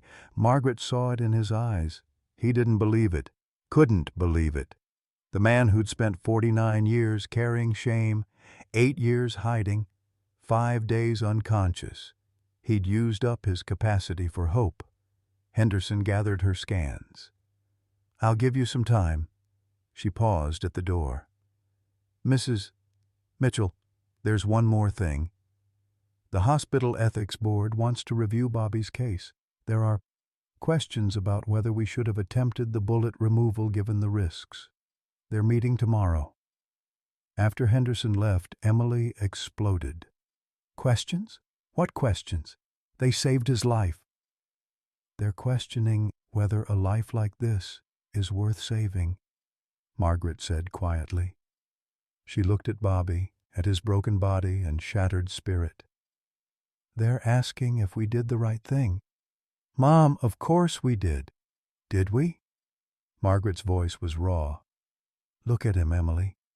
He survived, but at what cost? He can't use his right arm. He's traumatized. He looks in the mirror and sees a stranger. Maybe we should have let him go peacefully in those woods. Maybe dragging him back, forcing him through surgery, forcing him to live. Maybe that was selfish. Don't, Bobby rasped. Both women turned to him. Don't question it. I'm the one who has to live with this. Not you. Me. Exactly, Margaret said, tears streaming down her face. You have to live with this every day. This body that betrayed you, this face that isn't yours anymore, these hands that don't work, and it's my fault. I made you do this. I forced you onto that table. I wouldn't let you go. Bobby stared at her, and something shifted in his expression. Something that looked like anger, the first real emotion beyond despair that he'd shown. You think? You made me? His words came slowly, painfully, but with growing force. Maggie, I tapped SOS. I asked for help. For the first time in 49 years, I asked. That was me. My choice, not yours. But if I hadn't found you, I'd be dead in those woods with the tumor and the bullet and all of it, and I'd deserve it. Bobby's left hand found hers, gripped hard. But you gave me another option. You gave me the chance to fight, and I took it. So don't you dare feel guilty. Don't you dare think you did wrong. You loved me enough to not give up. That's not selfish. That's everything. Margaret broke then, collapsing into the chair beside his bed, sobbing. Bobby pulled her close with his one working arm, held her while she shattered. Emily watched them, her own tears falling, her parents, broken and bruised, but together. She thought about the ethics board, about the questions they'd ask, about whether a life this damaged was worth the cost of saving. The next day, November 18th, the hospital ethics board convened. Dr. Henderson, Dr. Reyes, Margaret, and Emily sat on one side of the conference table. 5 board members sat opposite: doctors, administrators, a hospital lawyer. The chairman, Dr. Gerald Morrison, opened the file. We're here to review the surgical intervention performed on Robert Mitchell. Specifically, the decision to extract the bullet fragment from the C5 vertebra despite significant risk of paralysis or death. The bullet was causing chronic infection, Henderson stated. Removal was medically necessary. Was it? Morrison's tone was sharp. The patient survived 8 years with that bullet. The infection was chronic but stable. The ameloblastoma could have been removed without touching the spine. Yet you chose to attempt an extraction that, by your own admission, had only a 30% success rate. The infection would have caused recurrence, Dr. Reyes said. The tumor would have grown back within months. We'd have been right back here, except Bobby would have been weaker, less able to survive a second surgery. Perhaps, Morrison said. Or perhaps he would have had months of quality life before that happened. Instead, he woke with permanent nerve damage, significant trauma, and questionable prognosis for recovery. Some might argue that's a fate worse than the alternative. Margaret stood abruptly. How dare you? How dare you sit here and discuss my husband's life like it's a cost-benefit analysis? Mrs. Mitchell, please. No. You want to know about quality of life? My husband spent 8 years alone in the woods because he thought he was a monster. He carried a bullet for 49 years because he was too proud to let anyone see him as broken. And now, for the first time since 1975, that bullet is gone. The tumor is gone. He's free of it all. That's quality of life. But at what cost? Morrison pressed. He can't use his dominant arm. He has significant facial reconstruction. The medical bills alone are mine to pay, Margaret snapped. Every penny. And I'd pay twice that to have him alive. A board member, Dr. Patricia Chen, spoke up. Mrs. Mitchell, no one is questioning your love for your husband, but we have to ask difficult questions. Was this surgery in Bobby's best interest, or was it in yours? The room fell silent. Emily watched her mother's face pale. watched her struggle to breathe. "Both," Margaret finally said. "It was in both our interests. Because my best interest is him alive. His best interest is knowing someone fought for him, that after a lifetime of carrying everyone else's burdens, someone finally said, 'Enough, let me carry you.'" Dr. Henderson spoke up. "If I may, the ethics question here isn't whether we should have done the surgery. It's whether Bobby had the right to try to survive, and he did. He tapped SOS. He asked for help. We gave it to him. The outcome isn't perfect, but it's his. He's alive to face it." That was his choice. But was he competent to make that choice? Morrison challenged. The tumor was affecting his cognition. The infection was causing delirium. How do we know he truly consented? "Because I know my husband," Margaret said. "And that SOS? That was the first honest thing Bobby said in 49 years. That was him, finally, choosing to live instead of just survive." The board deliberated for 2 hours.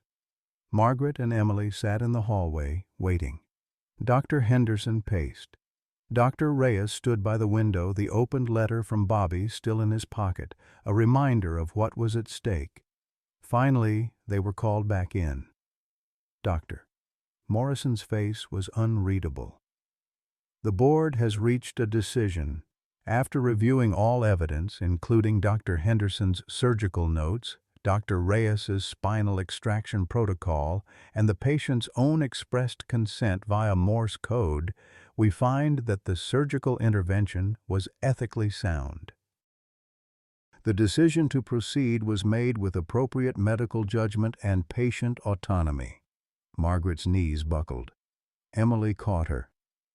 "However," Morrison continued, "we are recommending additional psychological evaluation for Mr. Mitchell.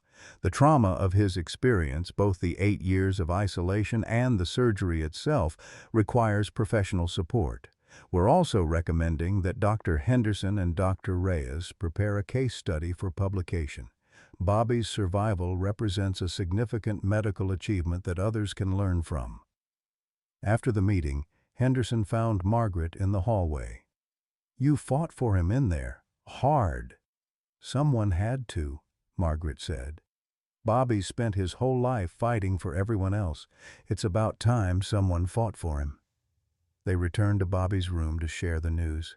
But when they entered, they found him sitting up, struggling with his left hand to write something on a pad. Emily moved to help, but he waved her off. After several minutes of painful effort, he held up what he'd written. The letters were shaky, barely legible, but clear enough. "I want to try to walk." Dr. Henderson shook her head. "Bobby, it's too soon. You had major surgery less than a week ago. Your leg, where we harvested the fibula, needs time to heal. Don't care. Need to know. If I can." The physical therapist, a woman named Sandra, was called. She arrived with a walker, skeptical but willing. "This is against medical advice," she warned. "If you fall, you could undo everything."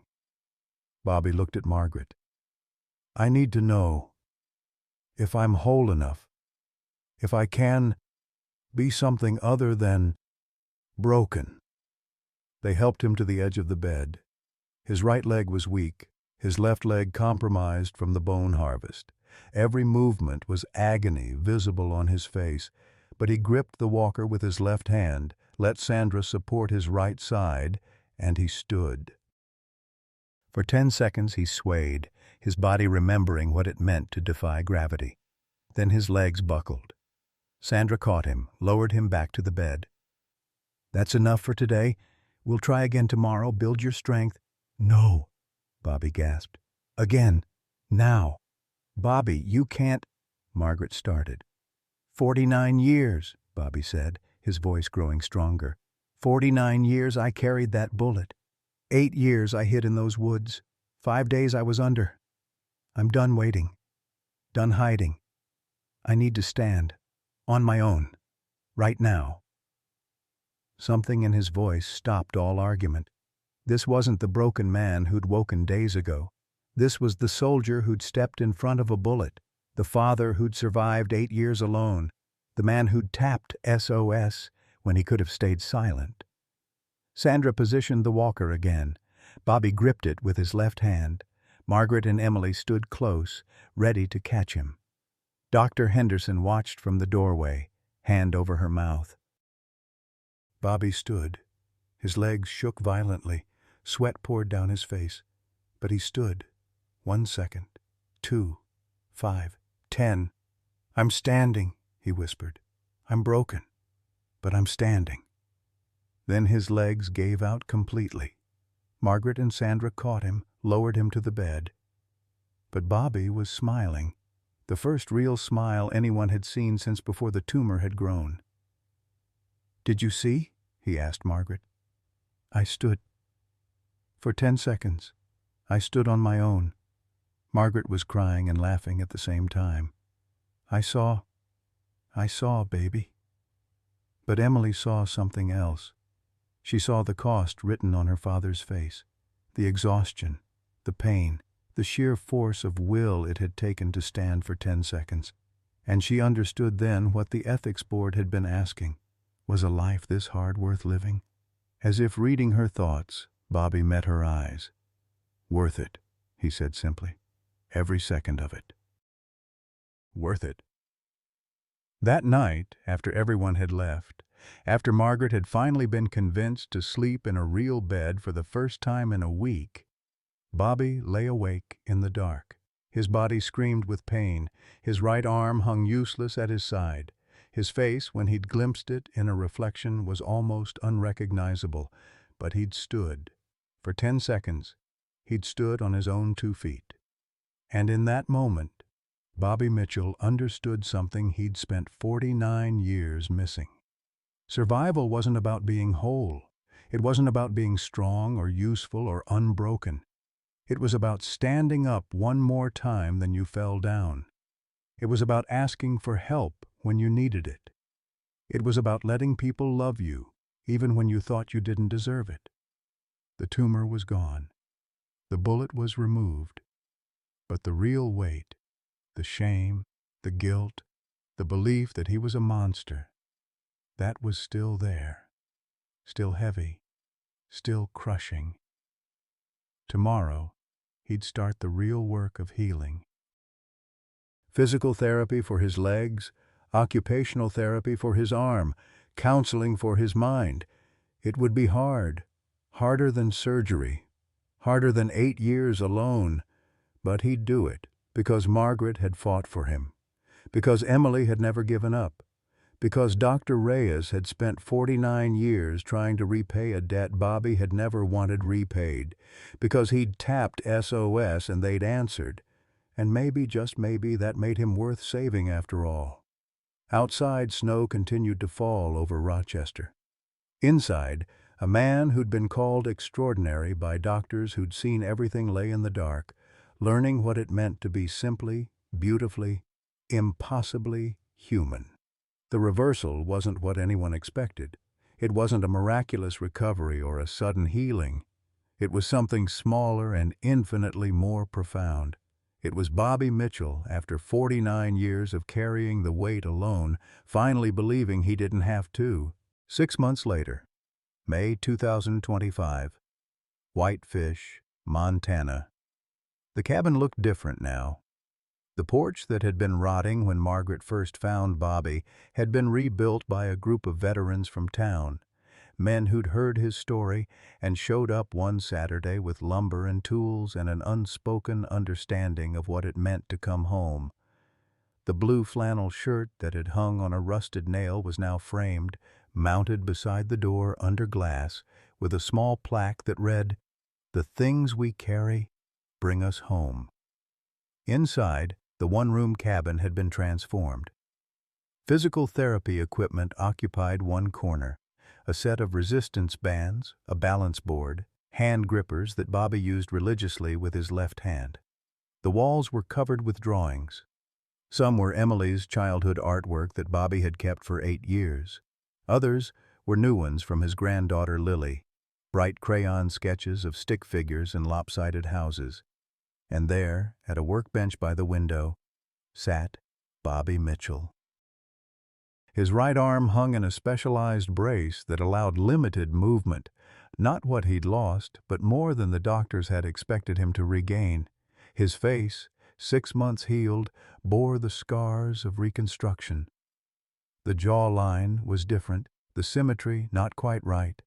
But when he smiled, which he did more often now, it was unmistakably him. He was carving, left-handed, slower than he'd been, but carving nonetheless. A wooden bird, wings spread in flight, taking shape from a piece of Montana pine. Margaret stood in the doorway, watching him work. She did that sometimes, just watched him, reassuring herself that he was real, that he was here, that they'd survived. You going to stand there all day? Or are you going to tell me what's got you smiling like that? Bobby's voice was still raspy, would always be raspy, but it was his. Margaret crossed the room, wrapped her arms around him from behind. I'm smiling because you're here. Because I can walk into this cabin and find you instead of emptiness. Because we made it, Bobby. Against everything, we made it. He set down the carving knife, turned in her embrace to face her. 6 months had etched new lines in his face, but they were different from the ones the tumor had created. These were lines of living, not just surviving. Did Emily call? He asked. She's on her way. With Lily. They'll be here in an hour. Bobby's face brightened with an emotion that still surprised him. Joy. Pure, uncomplicated joy. Good. I want to finish this bird before Lily gets here. She's been asking for one like the picture in her book. Margaret kissed his forehead, the reconstructed jaw, the scars that mapped his survival. She's going to love it. She loves everything about you. After Margaret went to prepare lunch, Bobby returned to his carving. His left hand had developed a dexterity he'd never had before, compensating for what the right could no longer do. The bird took shape, wings caught mid-flight, a moment of transformation carved into wood. He thought about the ethics board meeting, about the question they'd raised. Was his life worth the cost of saving? 6 months ago, lying in that hospital bed with a useless arm and a stranger's face, he hadn't known the answer. Now, carving a bird for his granddaughter, waiting for his family to arrive, he knew. Yes. 1,000 times yes. The sound of a car on the gravel drive pulled him from his thoughts. Through the window he saw Emily's vehicle, saw the back door fly open, saw a small figure with pigtails burst out. "Grandpa!" Lily's voice carried through the walls. Bobby set down the bird, stood carefully. He still needed the walker sometimes, but not today, and made his way to the door. He opened it just as Lily reached the porch steps. She stopped, suddenly shy. This was only the 3rd time she'd seen him in person. The first time, in March, she'd cried at his appearance. The second time, in April, she'd hidden behind Emily's legs. But now, studying his scarred face and crooked smile, something shifted in her 4-year-old understanding. "You look like the monster in my book," she said with the brutal honesty of children, "the one who's actually nice, but everyone's scared of him." Bobby knelt down slowly, bringing himself to her level. "Yeah? What happens to that monster?" "He saves the princess. And then everyone sees he was good all along. And he's not a monster anymore, he's a hero." Bobby's throat tightened. "That's a good story." Lily stepped closer, reached out and touched the scar running along his jaw. "Does it hurt?" "Not anymore." "Good." Then she threw her arms around his neck with the fearless love only children possess. "I made you a picture. It's you and me and Grandma and Mom, and we're all smiling." Bobby held her. This child who'd never known him before the tumor, before the bullet, before any of it. To her, this broken version was just Grandpa, the only Grandpa she'd ever have. "I can't wait to see it," he whispered. Emily approached slowly, giving them their moment. When Lily finally released Bobby and ran inside to find Margaret, Emily helped her father stand. "She's not afraid anymore," Emily said. "Neither am I," Bobby replied. They sat on the porch, father and daughter, watching the Montana mountains that had witnessed Bobby's exile, and now witnessed his return. Emily pulled an envelope from her bag. "I got something in the mail. Thought you should see it." She handed it to him. Bobby opened it with his left hand, unfolded the letter inside. It was from the VA, official letterhead, formal language, but the meaning was clear. Based on new evidence, including First Lieutenant Harrison's deathbed confession, Sergeant Robert Mitchell's military record was being corrected. The incident report from 1975 was being amended. And Bobby was being awarded the Soldier's Medal, the highest honor for valor not involving enemy combat. "They want you to come to Washington," Emily said, "for a ceremony. They want to honor you, Dad. Finally." Bobby stared at the letter. 49 years. It had taken 49 years for the truth to come out, for the lie to be corrected, for someone to say he'd done right. "I don't know if I can," he said quietly. "Stand up there in front of people. Let them see what I've become." "What you've become is someone who survived. That's worth seeing, Dad." Before Bobby could respond, Dr. Reyes's truck pulled up the drive. The doctor had driven up from Rochester, 5 hours each way, and had been making the trip monthly since Bobby's discharge, checking on his recovery, adjusting his therapy regimen, carrying his own form of penance. "Bobby," Reyes greeted, climbing the porch steps. "How's the arm?" "Getting stronger. I can grip things now, light things. Margaret handed me a coffee cup yesterday and I didn't drop it." Reyes smiled. "That's progress."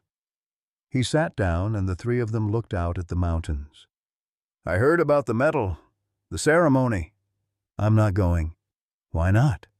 Bobby gestured at himself, the scars, the brace, the body that had betrayed him. "Look at me. I'm not fit to represent anything." Reyes was quiet for a moment.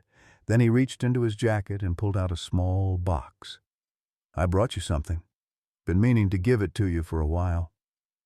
Inside the box was a medal, the Medal of Valor that Reyes had been awarded in 1976, the one Bobby had made possible. "I want you to have this," Reyes said, "because none of it, not the medal, not my career, not the lives I've saved, none of it happens without you. You earned this as much as I did. I can't take that. You can. You should. Because that kid in the armory, the one you saved, he spent 49 years becoming someone worthy of that sacrifice. And now I'm looking at the man who made it, and you know what I see? Someone who's still saving people. Your family, yourself. You're still doing it, Bobby." Bobby took the medal with trembling fingers. The weight of it, the history, settled into his palm. "The ceremony isn't about showing people a perfect soldier," Emily added. "It's about showing them a real one, someone who bled for what he believed in, someone who carried the cost, someone who survived." Margaret appeared in the doorway, Lily beside her holding up a crayon drawing. "Bobby, Lily wants to show you her picture before lunch." Bobby looked at them. His wife who'd never given up, his daughter who'd found him, his granddaughter who saw him without fear, the doctor who'd carried his guilt into redemption. He looked at the Medal of Valor in his hand, at the letter from the VA, at the life he'd thought he'd never deserve. "Okay," he said. "I'll go to Washington. I'll accept the medal. But on one condition." "What's that?" Reyes asked. "You all come with me because I didn't survive alone, and I'm not getting honored alone either." 3 weeks later, Bobby stood in a Pentagon ceremony room, wearing a suit that had been altered to accommodate his brace. Margaret stood beside him in a blue dress that matched the flannel shirt he'd worn for 46 years. Emily was there with Lily. Dr. Henderson had flown in from Mayo. Dr. Reyes stood at attention, his own Medal of Valor pinned to his chest. The ceremony was small, private. Bobby had insisted. A general read the citation, detailing the events of April 1975, the bullet Bobby had taken, the life he'd saved, the lie he'd protected for 49 years. Sergeant Mitchell exemplified the highest ideals of military service, the general concluded. Personal courage, selfless sacrifice, and unwavering integrity. It is my honor to present him with the Soldier's Medal. Bobby stepped forward. The general pinned the medal to his chest, shook his left hand, the only one that worked, and stepped back.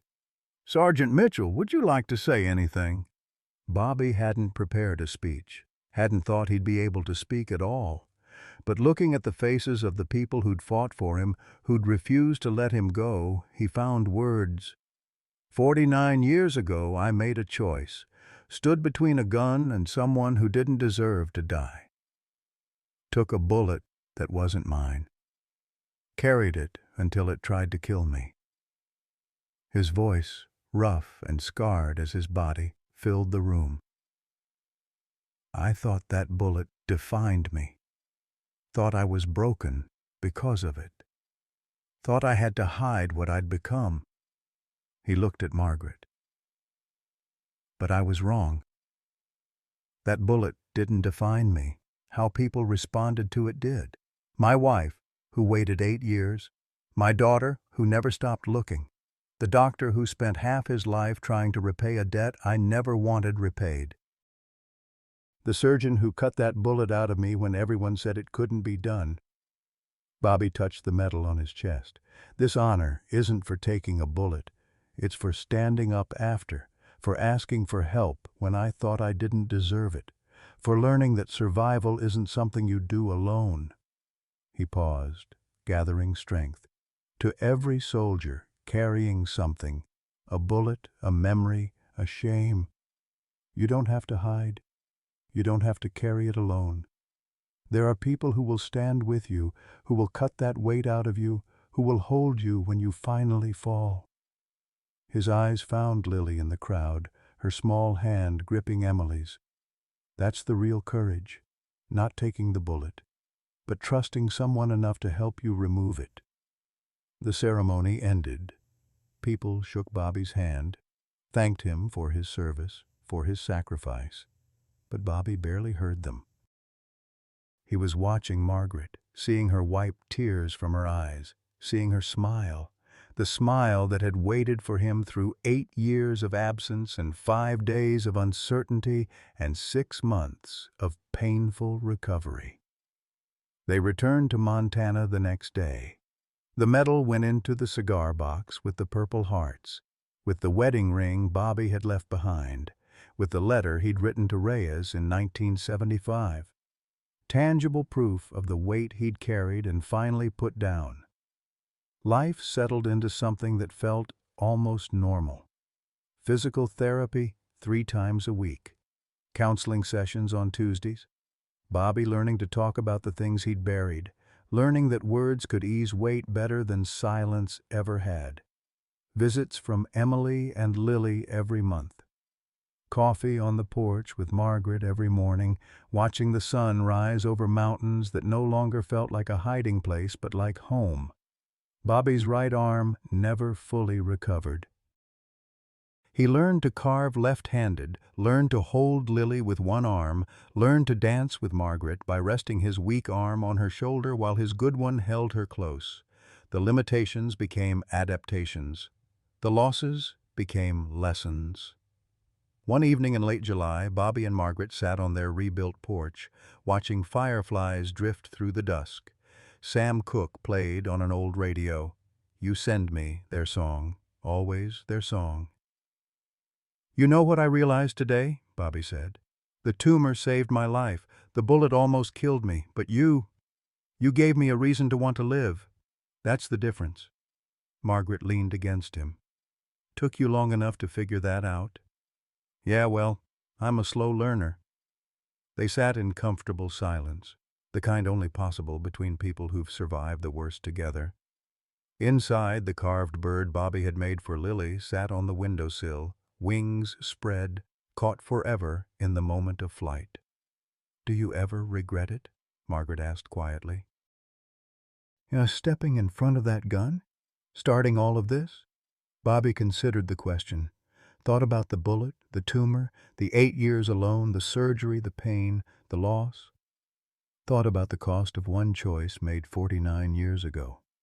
No, he said finally, because that choice led to this, to you holding my hand, to Emily knowing her father came back, to Lily calling me Grandpa, to understanding that being broken doesn't mean being worthless. He turned to face her, his scarred, reconstructed face open and honest in the fading light. I spent 49 years thinking that bullet was my punishment. Turns out it was my path. A hard one, a painful one, but mine, and it led me here. Margaret kissed him, tasting salt and survival. Then it was worth it. Yeah, Bobby agreed. It was worth it.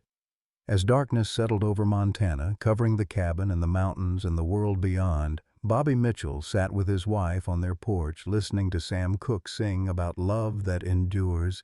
His body bore the scars of survival, the reconstructed jaw, the paralyzed arm, the limp from the fibula harvest, but his heart, so long encased in shame and silence, had finally healed.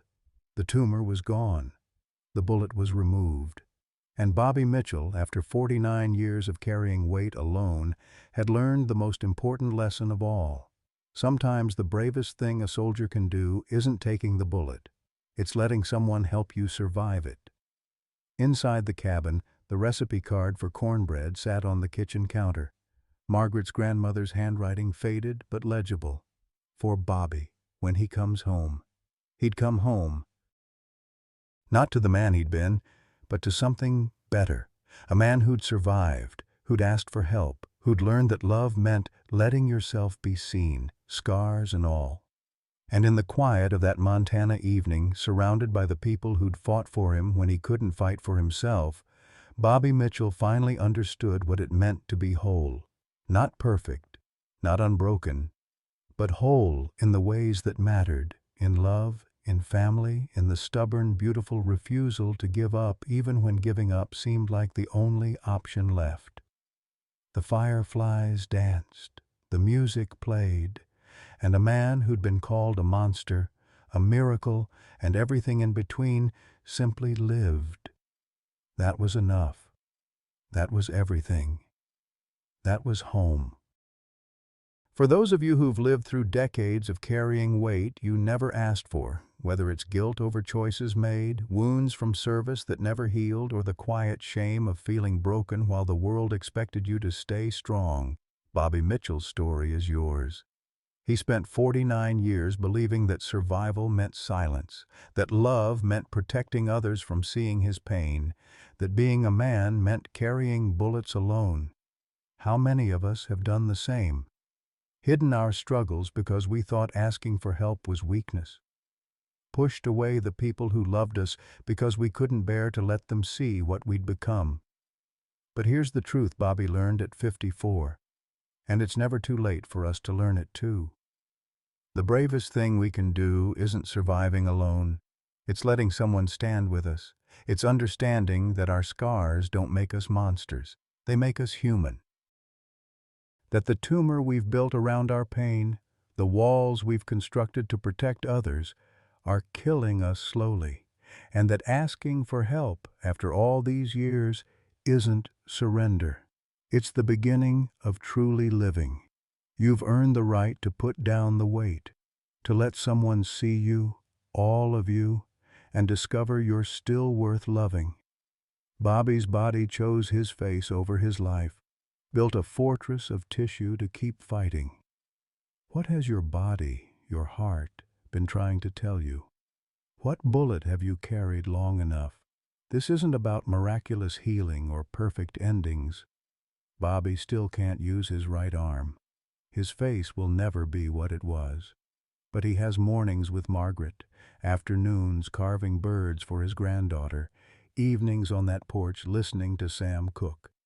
He has a life he thought he'd never deserve, not because he became whole again, but because he finally accepted being loved while broken. For everyone reading this who's been the strong one, the silent one, the one who carries everyone else's burdens while your own weight crushes you, you don't have to anymore. There are people waiting to help, to hold, to stand with you. You just have to do what Bobby did after 49 years, tap out SOS, and trust that someone will answer. Freedom isn't being unbroken. It's being broken and loved anyway. That's the miracle. That's the homecoming. That's what we've all been searching for. Now we want to hear from you. What weight have you been carrying alone that you're finally ready to share? Have you ever hidden your pain to protect someone you love, only to realize the hiding hurt more than the truth ever could? Drop your story in the comments below. Your words might be exactly what another veteran, another survivor, another person carrying their own bullet needs to hear today. You're not alone in this. Let's prove it to each other, right here, right now.